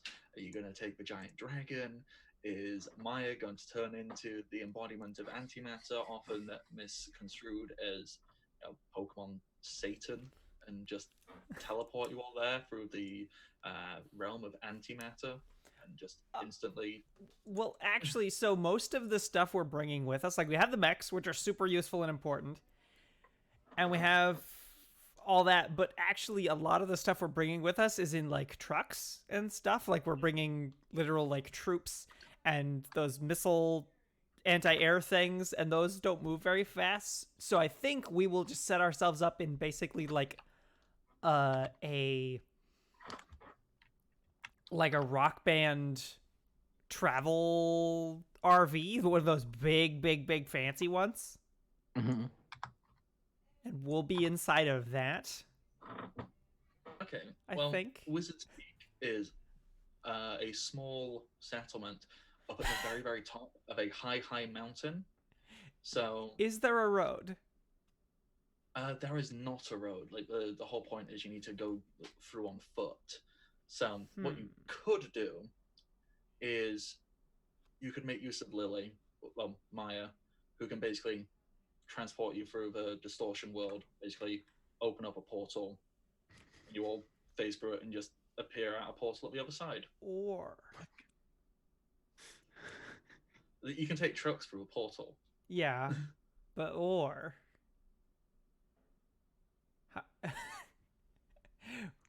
we could hire ourselves like 8 onyxes and make a road.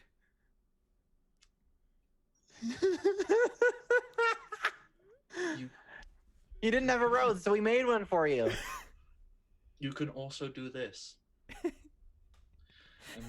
Actually, you know what?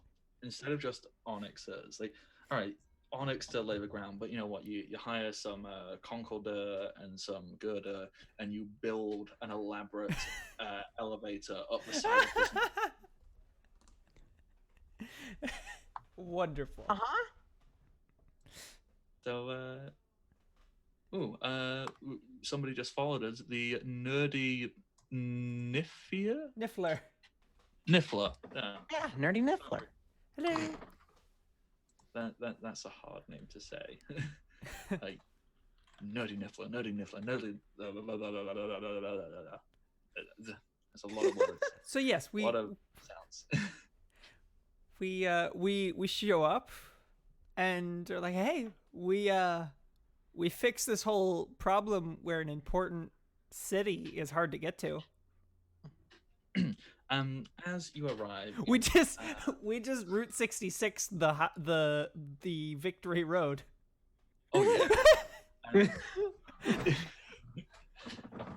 Wizard's Peak is a very pristine location. It looks very calm, very quiet, but also it has a magnificence to it. You know, everything is. I don't want to say like jewel blade, but you know what?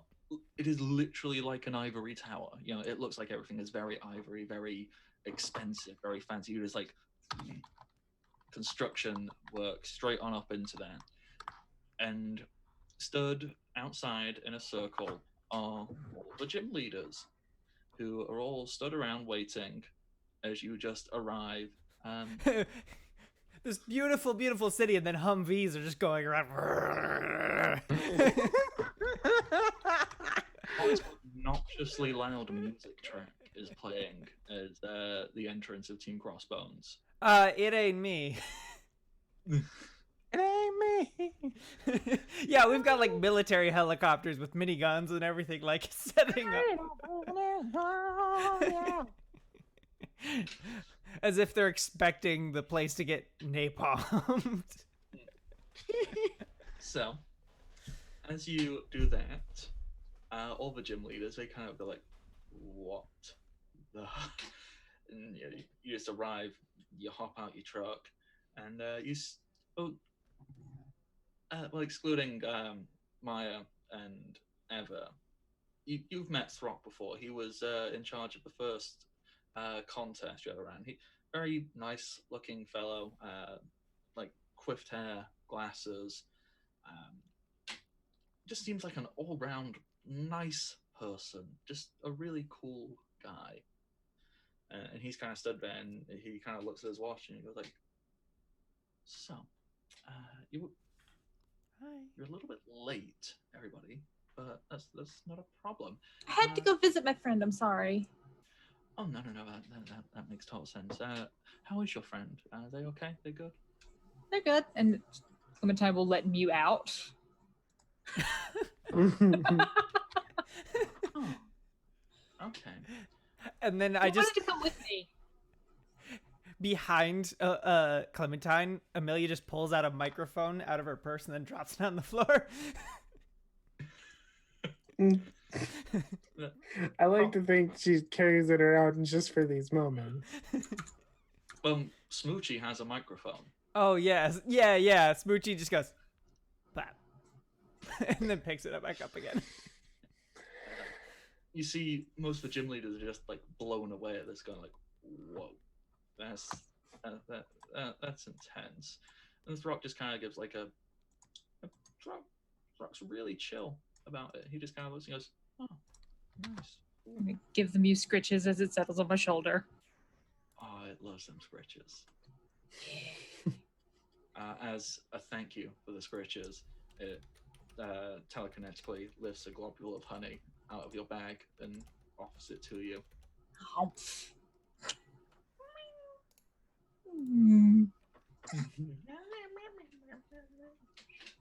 The most wholesome thing in this game. It's so beautiful. So, Frock is he is the only person who is not entirely like just like what the fuck. He's really chill. He's just like he's looking at all this, going like, okay, nice. Well, thank you everybody for getting here so promptly. I mean, not really, but it's cool. You know, you have stuff going on. So, what is? I need a rundown because I do a lot of very important stuff up here, so I don't really get informed on all the stuff going down on the ground level. Does someone want to keep me up to date? So, According, yeah, please. what you need to know is that Bisonic,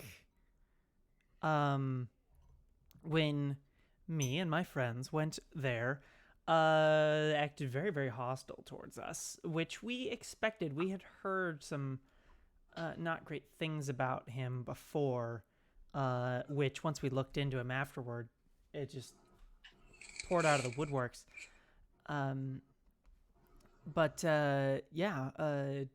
Attempted to kill or severely injure us with an explosion of a very important building to the entire region, killing several rangers and other personnel, and a lot of Pokemon as well. And then stole some property of ours that we were using to help try and keep stuff safe, and is now going around terrorizing things with it.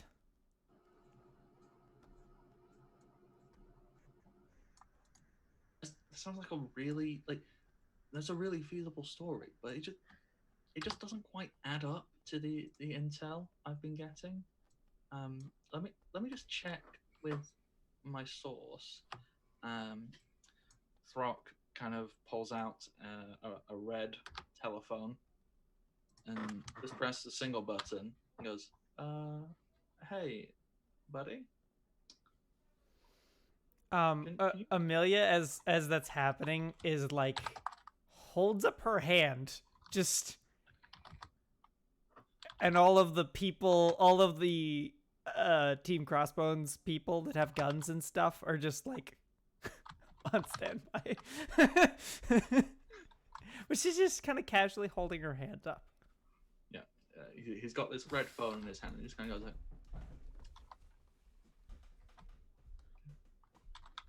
yeah, can you just pop by and just double check some stuff with me, please?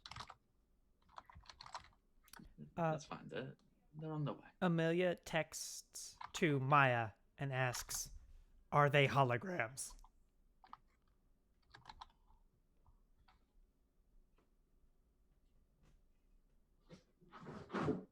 Sorry, I was muted. Sorry.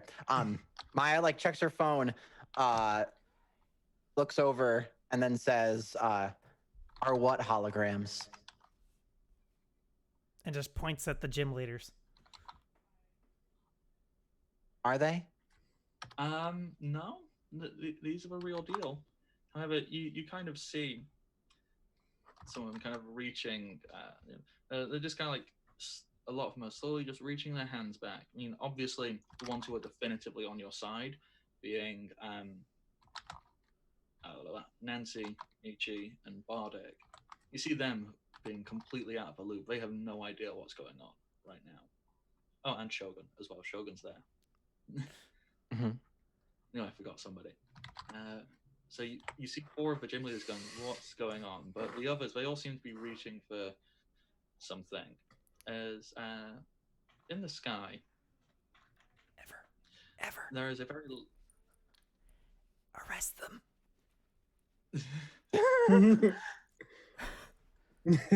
There is a very large shadow forming.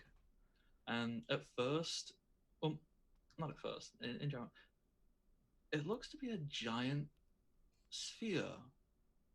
And as it gets a little bit closer, it looks like a really large mechanical Pokeball.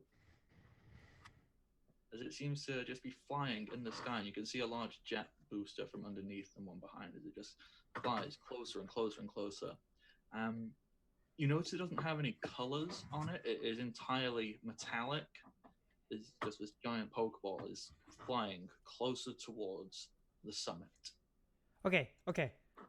Ever? You got people who can handle that, right? Meanwhile, Yes. Knock that out of the sky.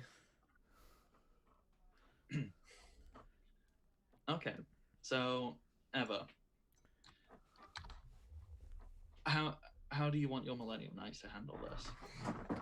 I imagine that they probably have some sort of beam weapons or missiles to shoot at it with.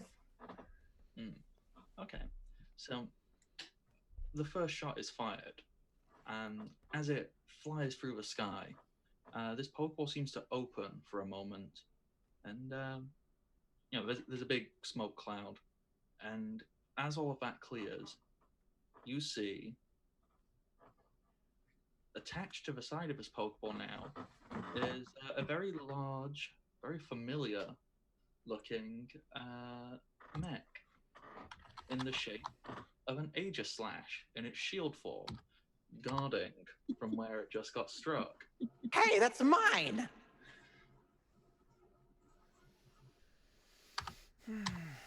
Clementine's gonna be like, I'll take care of the gym leaders. It's fine. And just like bounds over to talk quietly with all of the gym leaders.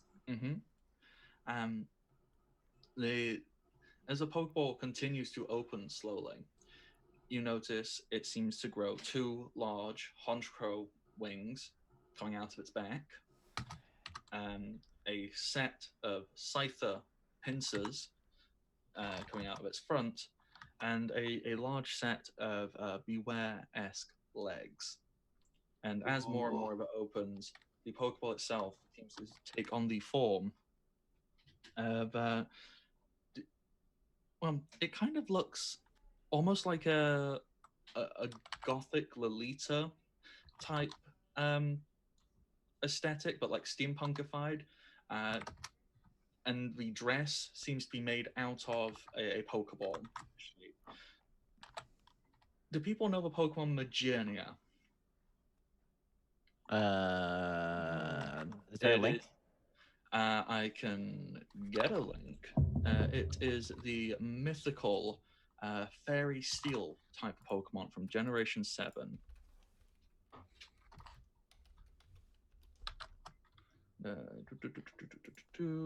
Let me get the Pokedex and move. Oh, wait, Meloetta? Not Meloetta. oh, I see it. It looks like it's in like a wedding dress. Yeah.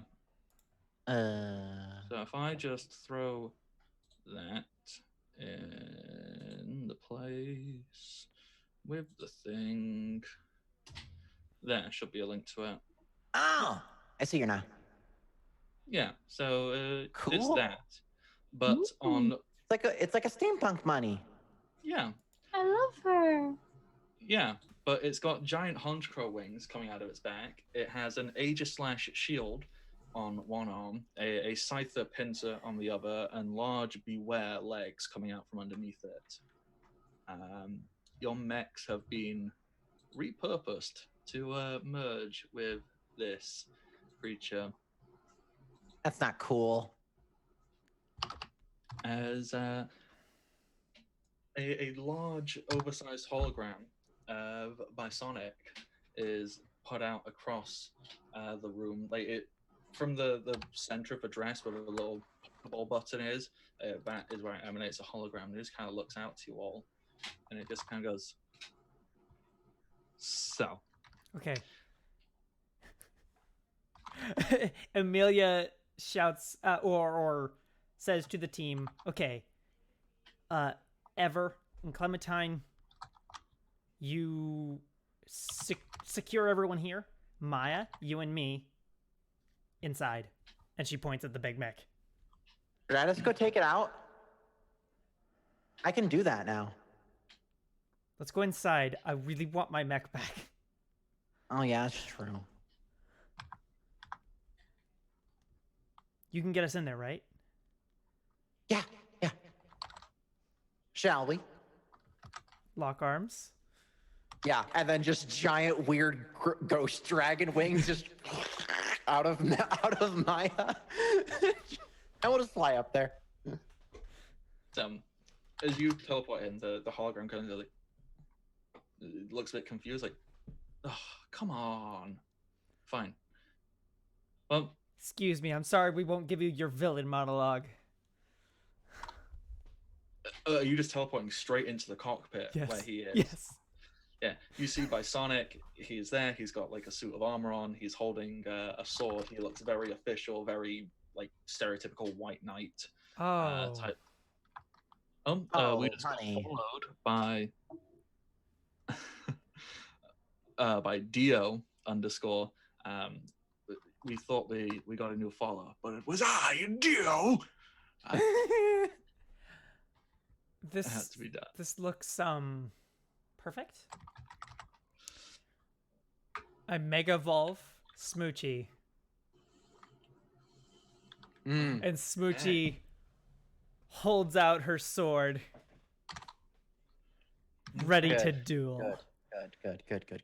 As you do that, by Sonic, he flips the Voltorb hilt that is on the edge of his sword and clicks it in. His sword becomes electrified as he wields it in two hands, and then before he does that, he like slaps a Pokeball on his wrist, and flying out of that, there's no appropriate way. There's no cool way to describe this because it's a really cool Pokemon, but it looks so silly. What kind of resembles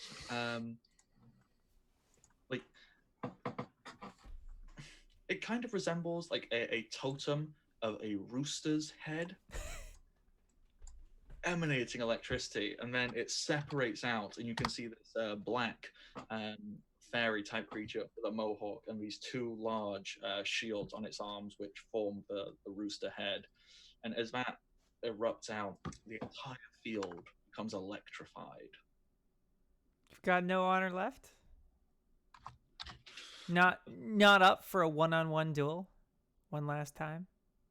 Well, the Jigglypuff is my foe. Tapu Koko is yours. This is still one-on-one. He says, wielding his huge electrified greatsword. Does it have to be one-on-one?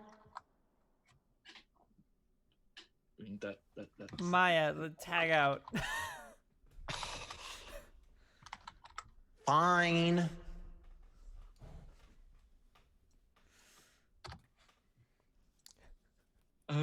Okay. I just want to jump over to Eva and Clementine. On the ground, what are you doing? Because obviously you were given... So, like, before we go do whatever with the gym leaders, I kind of want to stop Ever and just be like, what is your real goal in all of this?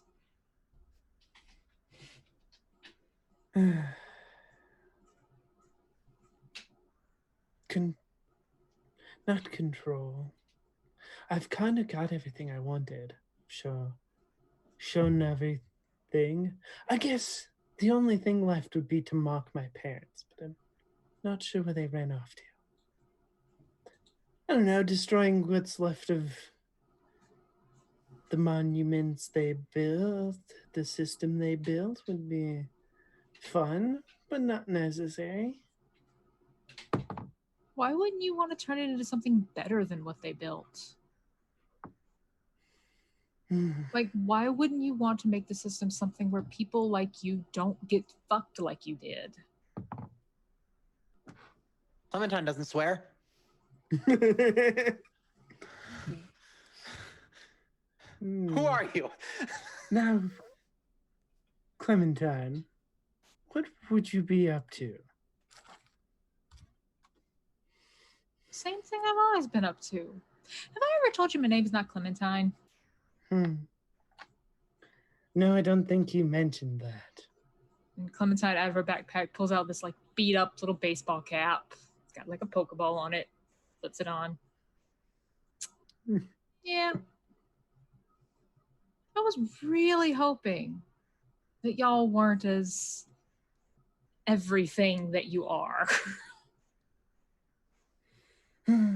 Well, Amelia sure is a piece of work.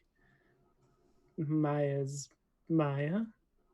And you are as actually good as you seem to be, huh?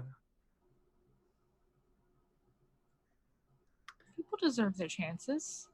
Some of them have already had them. Perhaps you're right. Do you want to tear down the system and rebuild it? I want to make it fair. It's not fair right now. That I would agree with. But I don't think Amelia's way is the right way because that just makes it unfair in a different way. Oh, you're right. Amelia was always more of a means to an end than anything else. So why don't we work together to end Amelia's reign? But it's not just her reign that needs to end. To truly cause change, is it? No. I will roll charisma on you if I really need to convince you. Oh God, what do I need to roll against that is the question. My personal ruling for if players want to do opposed rolls against each other, one, it's entirely optional. If someone's like, oh no, that doesn't seem right for me. But if you agree to it, you can decide what you believe would be the best thing. Either if you want to justify rolling your own charisma as like force of will, you could roll wisdom to try and see through it. Anything you believe justified, and this entirely in the hands of the players if it is something they want to choose to. It's up to you if you want to do rolls. Oh, I'm totally cool with doing rolls. Okay. This is going to shock everyone. It's great. Okay.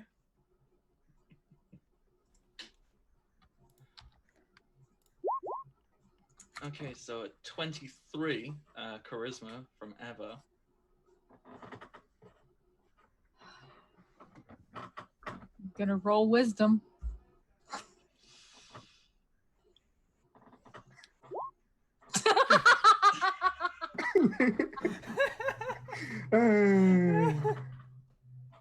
Clementine is such an anime protagonist.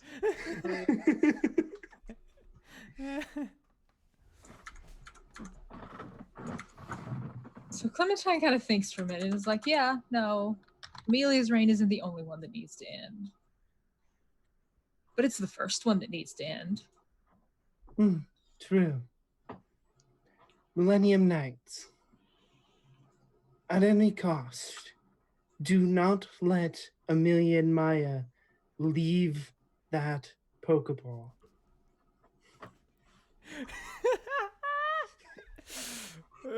Now, as for the rest of you, Rangers, arrest them. Clementine is also gonna like pull out her communicator and just to Amelia, just be like, "I'm sorry, Amelia, I tried," and just click it and throw it into the water. Well, you can throw it off the side of just the side of the mountain. Okay. Inside the giant mech.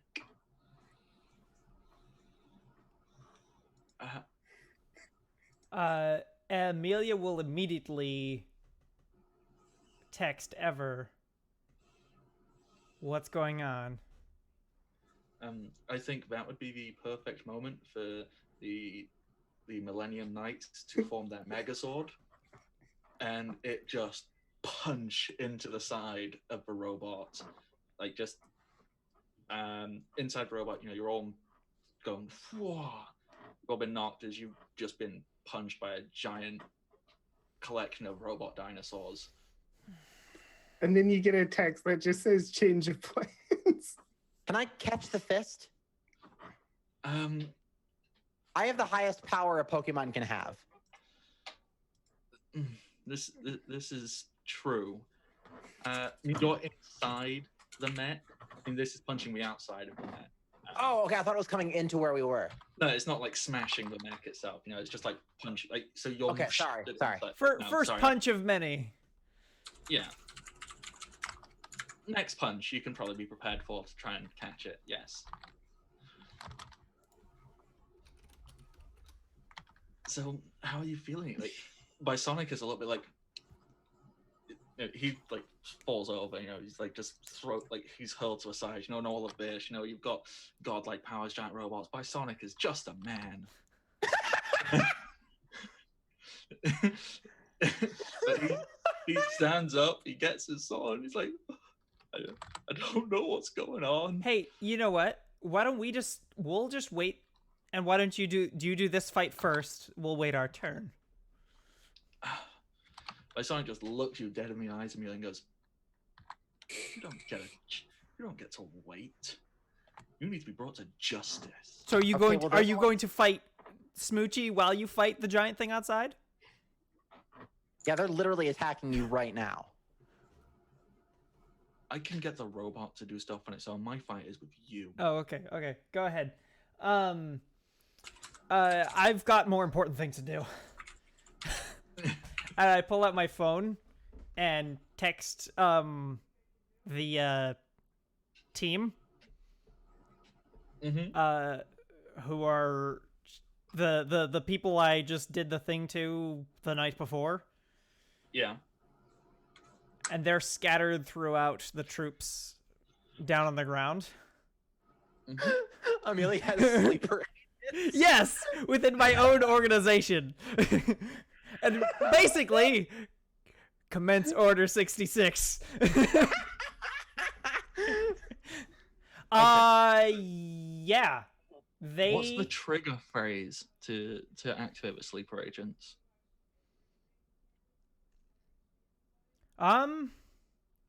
It's just simple. There's nothing fancy. Just kill. And so the top priority, the first thing they do is the gym leaders. Do they have a priority order of which gym leaders, or is it just any? The ones that are on our side first. Oh. Because they know things. Are you gonna make me attack myself? And so these are the Team Crossbone goons, correct? Correct. Yeah, they're scattered about with like sniper rifles and machine guns and whatever the heck they have. And their job is to kill all the gym leaders. Okay, because this is going to turn into a firefight. It is. The Rangers are going to start shooting back. I believe Michi has his hand raised. Michi, do you have a reaction? Yes. As soon as Clementine sees the agents moving towards the gym leaders, she's going to pull out the red phone and just make one simple call and just be like, I need your help. On the other side, you just hear, okay. At that moment. To be fair, though, the first thing that Clementine would probably see would not be one of them moving, but one of the like snipers having taken a shot. So I think one of them is lost first. And it's one of the four on our side. It's up to Bardic to pick which one. Okay. Let's give people numbers. So, order you came across them all. Roll D4 here. Bardic will be number 1. Nancy 2. Michi 3. And Shogun 4.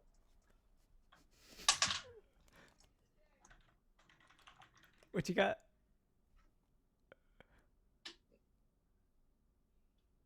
Oh, it's too shiny. I can't see. It's a 4. It's a 4. That's me. No, that's good. That's good. That is the one who is most in bed with our operations. That's exactly what I wanted. So, It's so poetic. so phone call is made, the decision, and there's a whole bunch of chaos about to ensue in just one single shot. And Shogun, who is covered in like special armor, just you see them just fall to the floor, drop to one knee, and just buckle over. At that moment, Clementine goes, "I need your help." There is a rumbling under the ground as then a Steelix flies up from underneath, stood on top of it, arms crossed over their chest. You see a familiar face, an old friend clad in black leathers. He just goes, "I came here to take names and kick ass. I'm bored of taking name. Shut up. Poketigger." Yeah. As erupts out, grabs a sniper by the throat and just lifts up, choke slams him down. This is way more violent than I meant for this to be. Oh God. Well, then I suppose if we're doing this, let's do it. Come on, Protect. And I throw out Rayquaza. You called it Protect. Of course I did. Good. Excellent. Good. Good and great. I imagine by this point, all of the Crossbones members and the Rangers realize that they're not on the same team anymore, and just all start shooting each other. Oh God, I've got so many battles going on. I don't know what's going on. I mean, in all fairness, the vast majority of this, I am 100% okay with it being mostly description. Yeah. Because there is no way to manage all of this. Okay, so we're gonna do like one quick little scene outside, and then we'll do an inside, and then we'll do mechs. Okay, so outside, you've got however many Team Crossbones. They're all drawing out firearms, and they're going pew pew pew, and we're about to get stuff done. Eva and Clementine. And various gym leaders, I'll describe what they do. What are you doing? Well, what are you focusing on?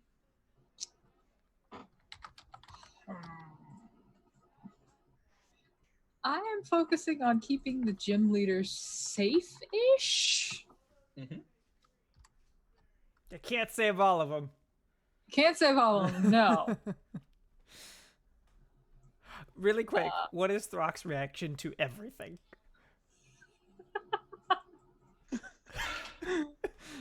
I also told the Rangers to arrest him, so.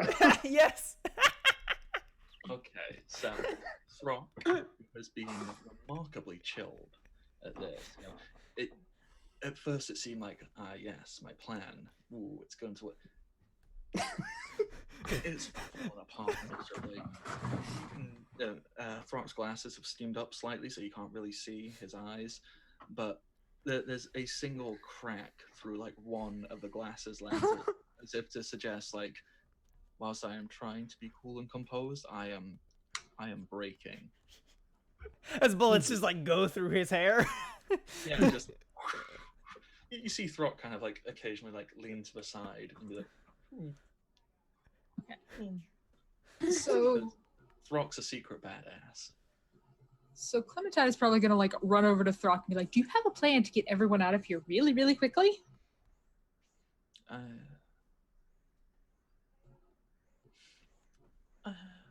I believe I can make something happen. You should probably start with people who are getting bullets shot at them that are important. Okay, so everybody, if you could just get inside, great. And with that, he just starts pointing and trying to encourage gym leaders inside. So that's Throck. Throck is guiding all of them inside, and he's stood holding a door open and be like, go. It's fine. They're fighting amongst themselves. we actually didn't really even need to be here. Sorry. No, you kind of did need to be here. It was part of the plan. But anyway, sorry about that. Okay. And many of you, is Clementine wanting to get involved in any other way, or? You just Clementine is like grabbing Michi and dragging her towards the van. Like, come on. I like you. Come. You gotta say you got a friend. Yeah, one of them. Where's Jolene in all this? Jolene's gonna be so pissed. Jolene's probably just back at the mansion watching Teenage Mutant Ninja Squirrels. Getting really pissed off, but it's being interrupted by some special news bulletin. This is not a drill. Oh, come on. Legendary Pokemon have been spotted all over the day. Don't care. Just Get throwing back to the marathon. Just throwing like an empty beer can at the TV, hoping to fix it. Okay. So, Eva, you have made a giant Rayquaza appear. What's it doing? Just. So, I'm not gonna waste any of my attacks on normal people, but it's using just like its normal capabilities, like Guster. It's just like flying by people and like so they fly away. Just throwing mooks off the side of a mountain just by existing on just dozens of footmen and just going hurled off the side. All right, cool. Let's do inside the mechs. So, Smoochie is about to engage in a duel. He's about to the death. But there might be a change of plans. Okay. What's the change of plans then, Amelia? All right, Maya. Yes. It's time to stop like holding back. Just wreck this person here. I will be back. If I'm not, come get me and bring me to the mansion. And I grab Smoochie and I'm going to teleport into the cockpit of the other mech. Okay, so you're teleporting into the Millennium Knights mech. Yes. Okay. Mm-hmm. Okay, Bardic, I have a question for you that I don't think you're gonna like. Oh, will I really like it? I mean, I don't know. I'm not gonna know until I ask the question. Please ask it. Can I still use double team?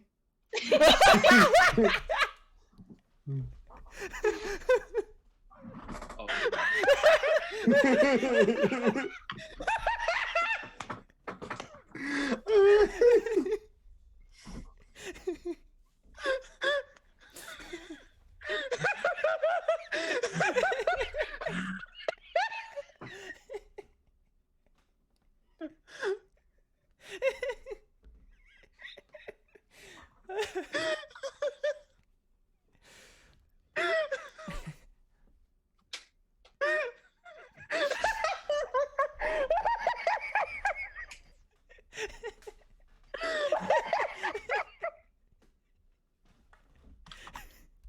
So you're using double team.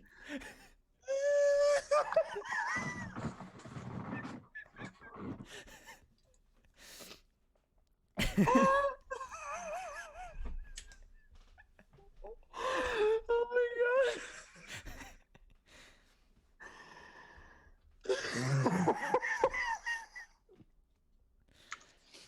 god. So, yeah. Double team.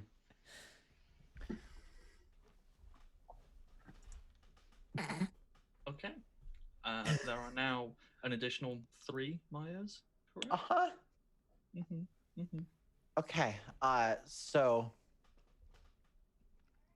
I'm gonna go over to Bisonic. Hug him. Just hug him. and I'm gonna point at him, and I'm gonna, out of my finger is gonna start charging a shadow force, which I just learned is the strongest move Giratina has. Okay. I'm gonna quickly get a description of Shadow Force to just so we all know exactly what that sounds and looks like. Shadow Force. There we go. Okay. So yeah. Okay. Yeah. So basically, what it does is Shadow Force actually makes you feel that you disappear from existence, and then you like just attack the next Oh, right. Good point. So basically, you Do you telefrag them? Are you telefragging him?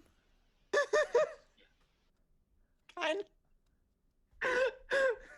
oh god, it even hits through protect and things like that. Oh yeah. Yeah, you're telefragging him. You're just appearing with your fist through his chest. I want to threaten. I want to like intimidate him. So I'm not going to do that because I don't want to disappear from existence and then attack. I want to have a thing and then attack him, or have the capability to. So, let's see. Some other sort of move. Some weird purple blackish energy appears around Maya's hand, and she just points it at my Sonic and is like, okay, so here's the thing. Like, you're actually not bad at what you do. So, if you do things that we like in this fight, you'll move our hatred of you up, potentially to a point where we don't want to kill you. Huh?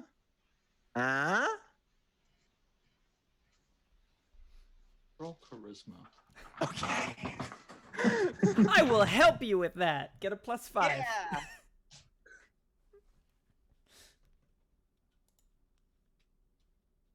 5. 14. Okay. My Sonic kind of looks at you, and then looks outside the cockpit to the chaos ensuing out there, and he sees Rangers fighting Team Crossbone members and just all kinds of madness. And he looks back to you, holding himself up on his sword, and he goes, "So, what you're saying is that out there, the abuse of police authority is the greater evil right now, and I should focus on that." Sure.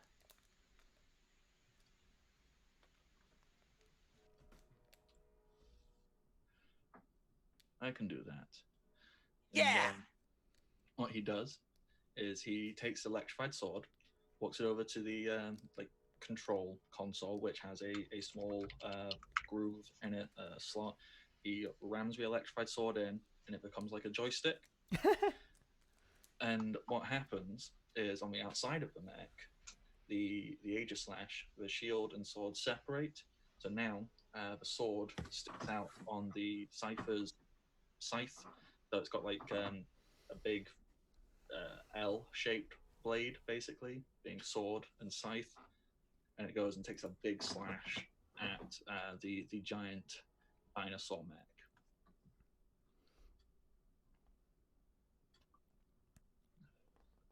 Meanwhile, in the other mech...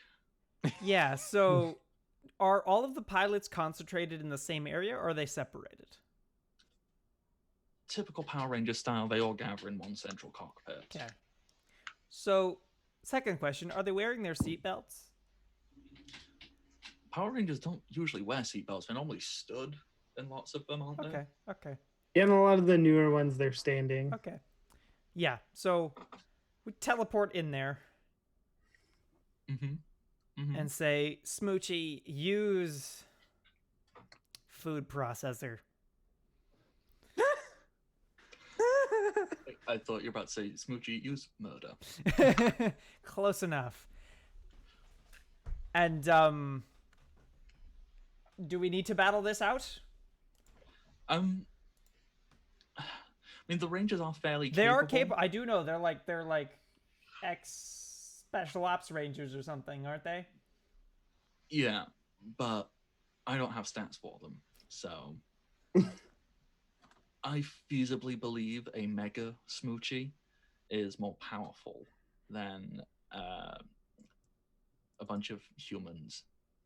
Like, logically, in my mind, that's how that would work. Especially considering how many times I've leveled up. I can heal Smoochie for 80 hit points 3 times, as well as many other lesser heals.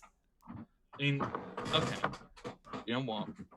These characters are, they are Teddy's creation. So, Teddy, how do you envision this going down? What kind of counter would they have inside the mech? I'd envision that they just put up a good fight, mostly. Like they're it's a small space, so they there's not a lot of advantage except for that Mega Smoochie is probably a little cramped, but they can't like get distance and take shots with the big guns or anything. And I mean, Here's a question. I think yes. Do they like drop everything and fight Smoochie? Or do they sort of like, as they're being killed one by one, do they still try and fight with the mechs?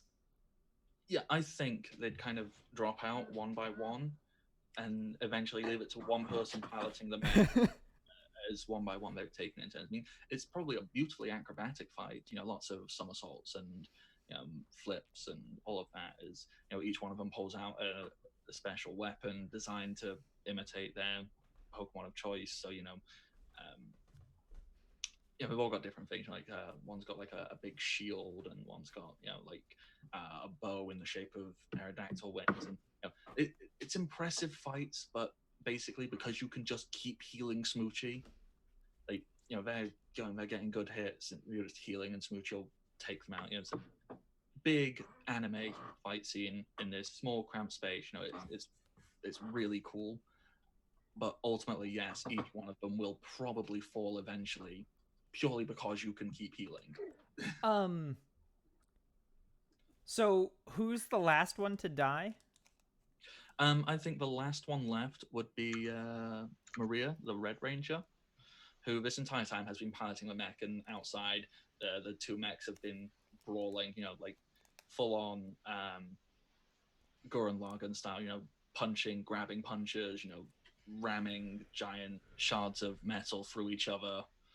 Just it's full on brawl.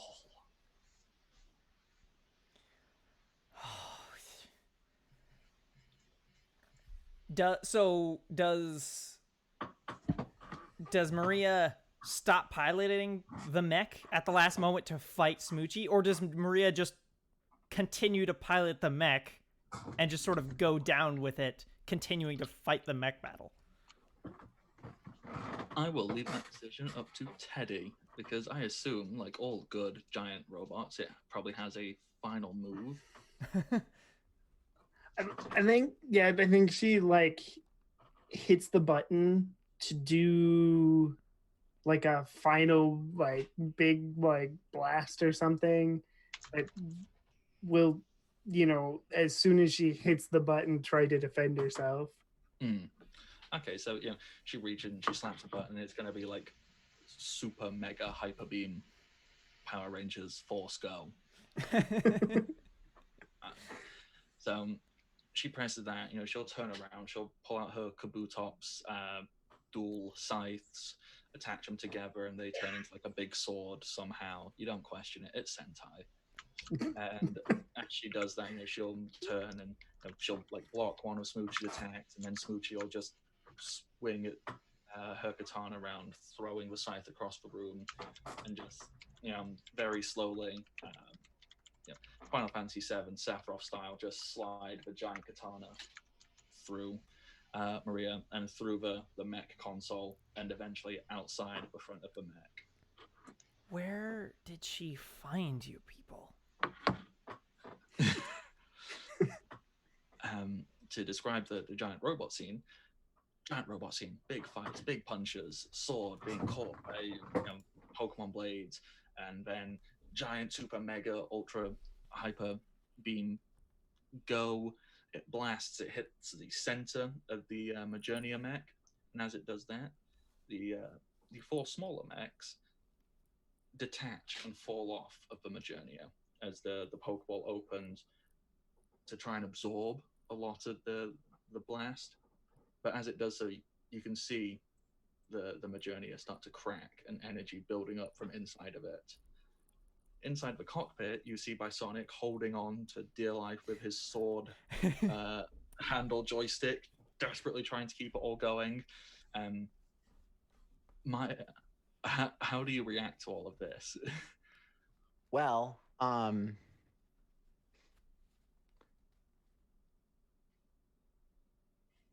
so yeah, I just calmly walk up to Bisonic, who's like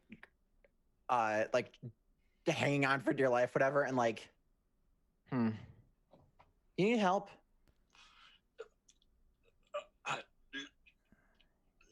Yes. Hey, let me take that. Just hold it.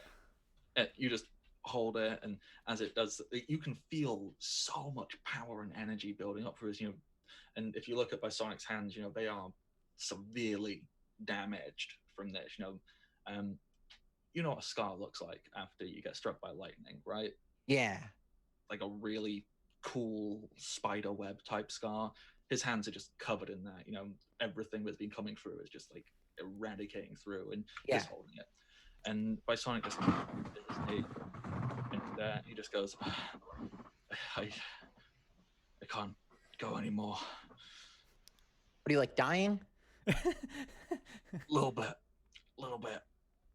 Oh, okay. Well,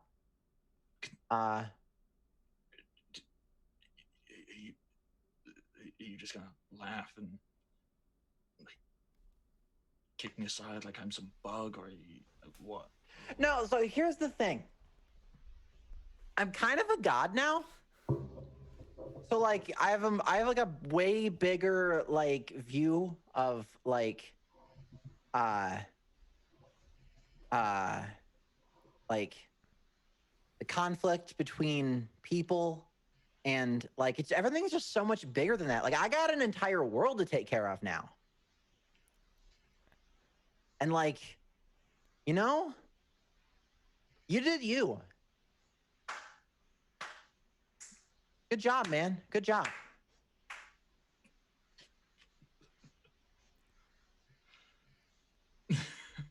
All the while, like big red lights are flashing, sirens are going.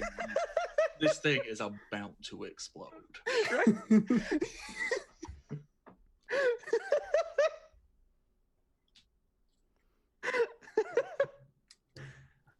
All right. So you do your thing. I would offer if you want to go to my world, but I don't think you'd survive there. So, I mean, you're going to die either way. Okay. Clementine is gonna like get on her red phone and call Bisonic and be like, "Hey." Can I have that? Yeah, like Bisonic, like he can't even reach to grab his phone. Like Telekinesis just. Hello. Maya? Hey. Hey. What's up? Is Bisonic there by chance? Oh, he's not doing the best. Can you get him down here without murdering? Without killing him? No, yeah, I mean, I can try. Like he's like if he was a Pokemon in a battle, he's like 1 or 2 hit points away from being not so good. Okay. I'll try for you though. Okay, thank you. Yep, no problem. See you in a bit. Shogun, you... Oh, as soon as Amelia can, she wants to get herself back to Maya, because as far as she's concerned, Maya's the only one who can like help her out of this situation? Yeah. So yeah, you can teleport out that mech, and no one's piloting that mech. That mech will just fall to the ground. Falls, big crash, big explosion, lots of smoke. Okay, this place is about to go. We kind of gotta go. Yep, here, come on. I'm taking him too. Okay. Teddy, I see you have a hand raised as well. Yeah. So as they're getting out of there, I think Ever would hear the fighting, as it finishes, she'd see the blast, and you would kind of hear just frantically not calling Maria or any of it. It's just, Christina, come in, Christina. And then she would just hop on Rayquaza and fly towards the Megazord. Mm-hmm. You can fly. You can see on the inside the bodies of your Millennium Knights strewn across the cockpit. You can see Maria just kind of pressed up against the control console. It doesn't look good in there. It's kind of pretty gruesome. I'm sorry. Y'all are monsters to each other. This. Oh. Is everyone okay? Maybe. Oh no. See, I didn't even know about this one. That's okay, because Ever wouldn't have let anybody know about it. Like, Amelia thought that Ever would care about these people a tiny bit just because she put effort into gathering them up. Like, they're a pet project. That's all she thought they were, and she wanted to find some little way to spite Ever because she's very mad. Oh, most of them are. Most of them were just the people that got fired for misconduct, except for one person who just didn't make it into the Rangers, just failed one test and just didn't make it. All the rest of them were fired for misconduct and stuff. The rest of them were just put together because they were somewhat evil, morally ambiguous. See, I'm kind of glad that Amelia didn't know, because she would have definitely done that, and maybe something worse if she'd known you actually cared about one of them. She would have been a lot meaner if she'd known you cared about one of them. My God. Does Ever want to jump inside the mech? Ooh. I suppose, is the Megazord still going? Still good to go? It's looking like it's powering down, but you could jump inside, and I don't know, I'm sure there's probably enough holes in it you could climb in.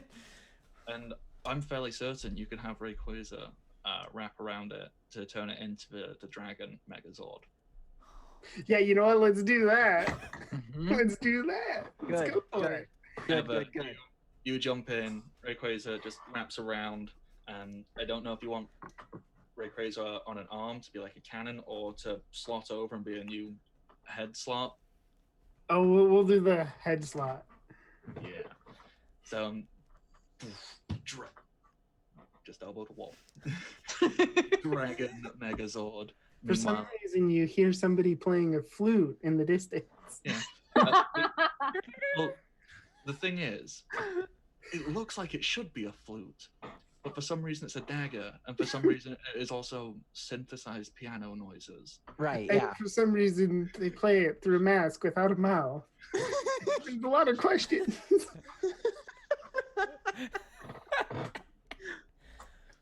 Okay, Maya, we need to pick up Maple or whoever she is and get to the mansion.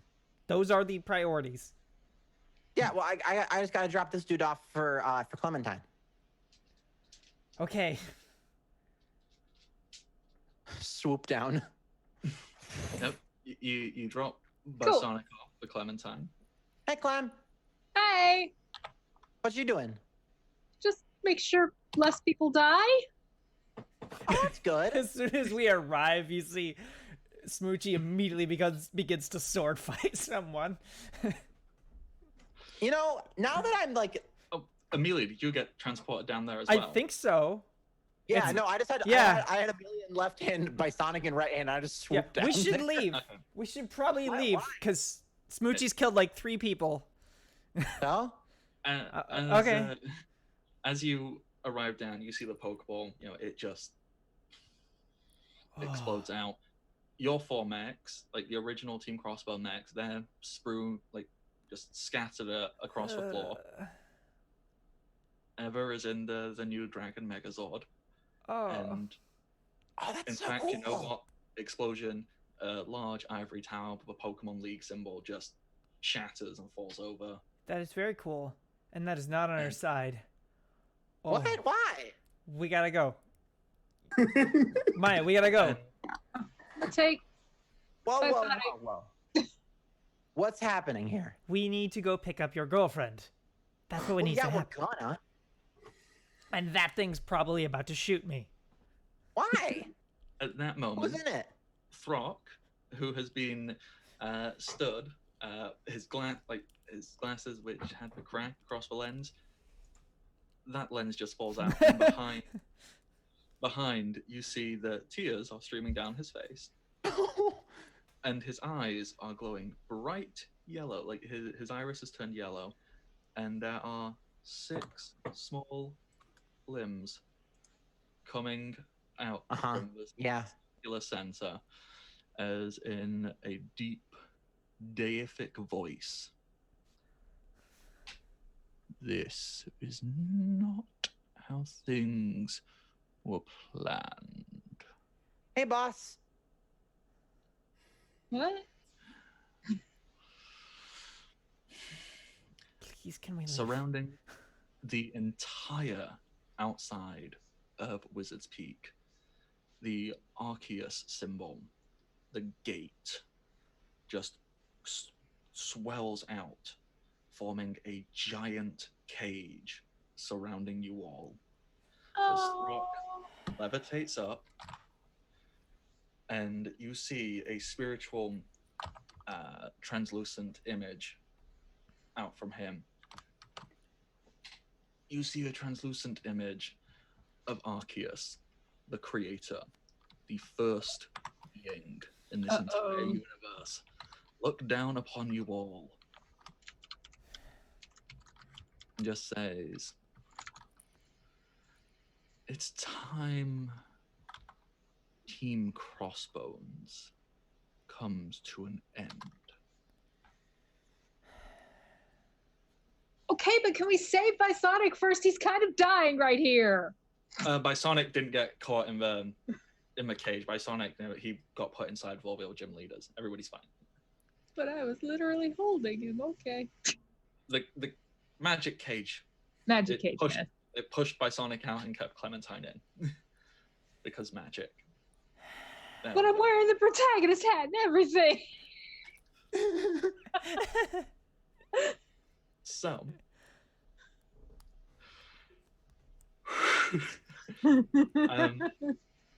Thank you, everybody, for tuning in to this penultimate episode.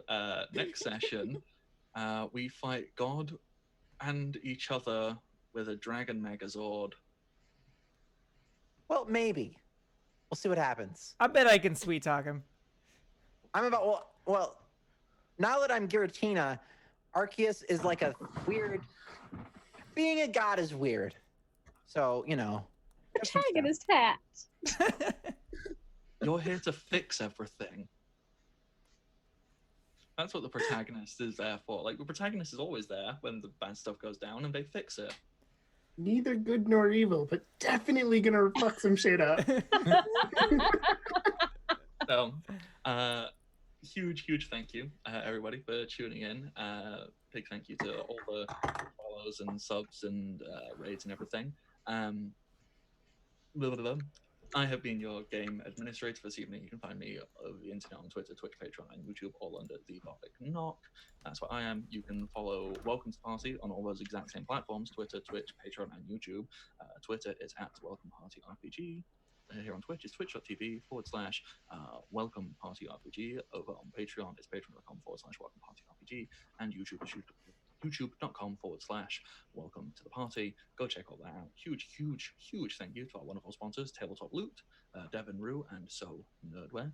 You can also check out Welcome to Party Podcasts, which is Welcome Party RPG, and they're on Podbean, Google, and iTunes. So go and check out all of that wonderful stuff.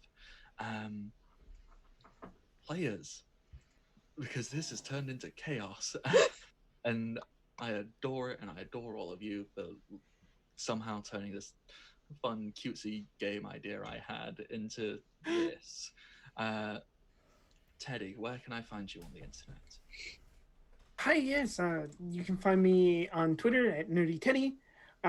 This Saturday, you can find me over with So Maddie for a DM chat, I do believe, making up for the one that I missed when my power was out. Monday is the big finale for Aegis. Ooh. Yes, let's see. And then on the 26th, we will be doing a Q&A for Aegis. So if you've been following along the show, throw some questions in. It is now pinned in the Aegis chat in the Discord. And you can throw some questions out, show up. You can put questions in the chat. We will answer them. It'll be the 26th. And then I am still now recruiting. If you really want to get on the real actual Millennium Knights, not a bunch of morally ambiguous people, coming this fall, I hacked maths into a Power Rangers Sentai-esque game, and it's going to be a lot of fun. Yeah. But if you want to play and you haven't joined the Discord already, or you just haven't contacted me, please do so when I get that spot filled back up and get rolling on more character creation and getting the season going. That's all I got. Super excited for that because I've loved your mask game. This is going to be so good. Michi, where do I find you on the internet? Hello, I am Michi. You can find me on Twitter at Michisaurus. I make and sell soap, and we now have a command for that. So, haha, I don't forget it anymore. Woo! You can find me here on Monday nights playing in the Masked Shield of Earth game with Teddy. I will also be in the Super Sentai game, which is going to be exciting.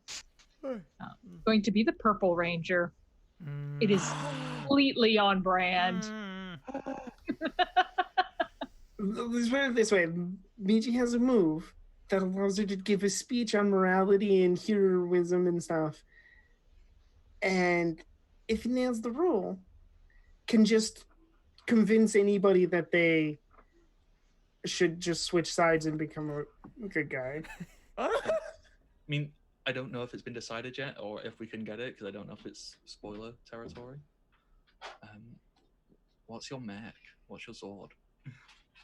Haven't decided yet. Yeah. Right. But we'll have to tune in and find out. Okay. I am also here on Thursday, every other Thursday for Pokemon, which has been amazing, and I really loved this episode because it was chaos. There's like 4 different factions within Team Crossbones now. It's great. Anything else? And I'm also here Sunday afternoons in our Legend of the Five Rings campaign, which is also a podcast. That is really great. I have a spooky ghost friend. And then also in the coming season, I will be part of the Super Sentai game. I will be part of L5R's continuing into the new season. And I'm also going to be part of Fox's Scum and Villainy game. So much good stuff to come. It's all very, very exciting. Okay then, Lily, where do we find you on the internet? Hi, everybody. Thanks for hanging out with us tonight. I had no idea what was going to happen, and I'm so happy. I didn't have any idea either, to be honest. But it was so good. I am so happy. Because now I'm Giratina, and I didn't know that's what I've always wanted. But now I am glad that I got it.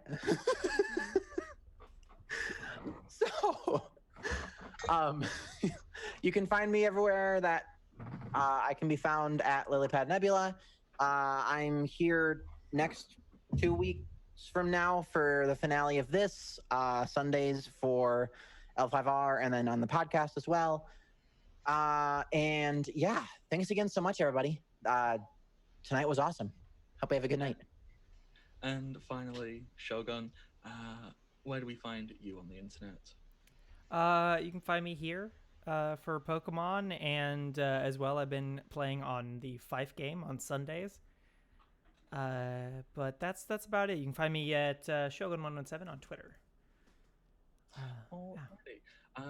Shogun, we're gonna go raid somebody. Who are we gonna go and raid? I have the Thursday nights unless anyone has any suggestions for something different.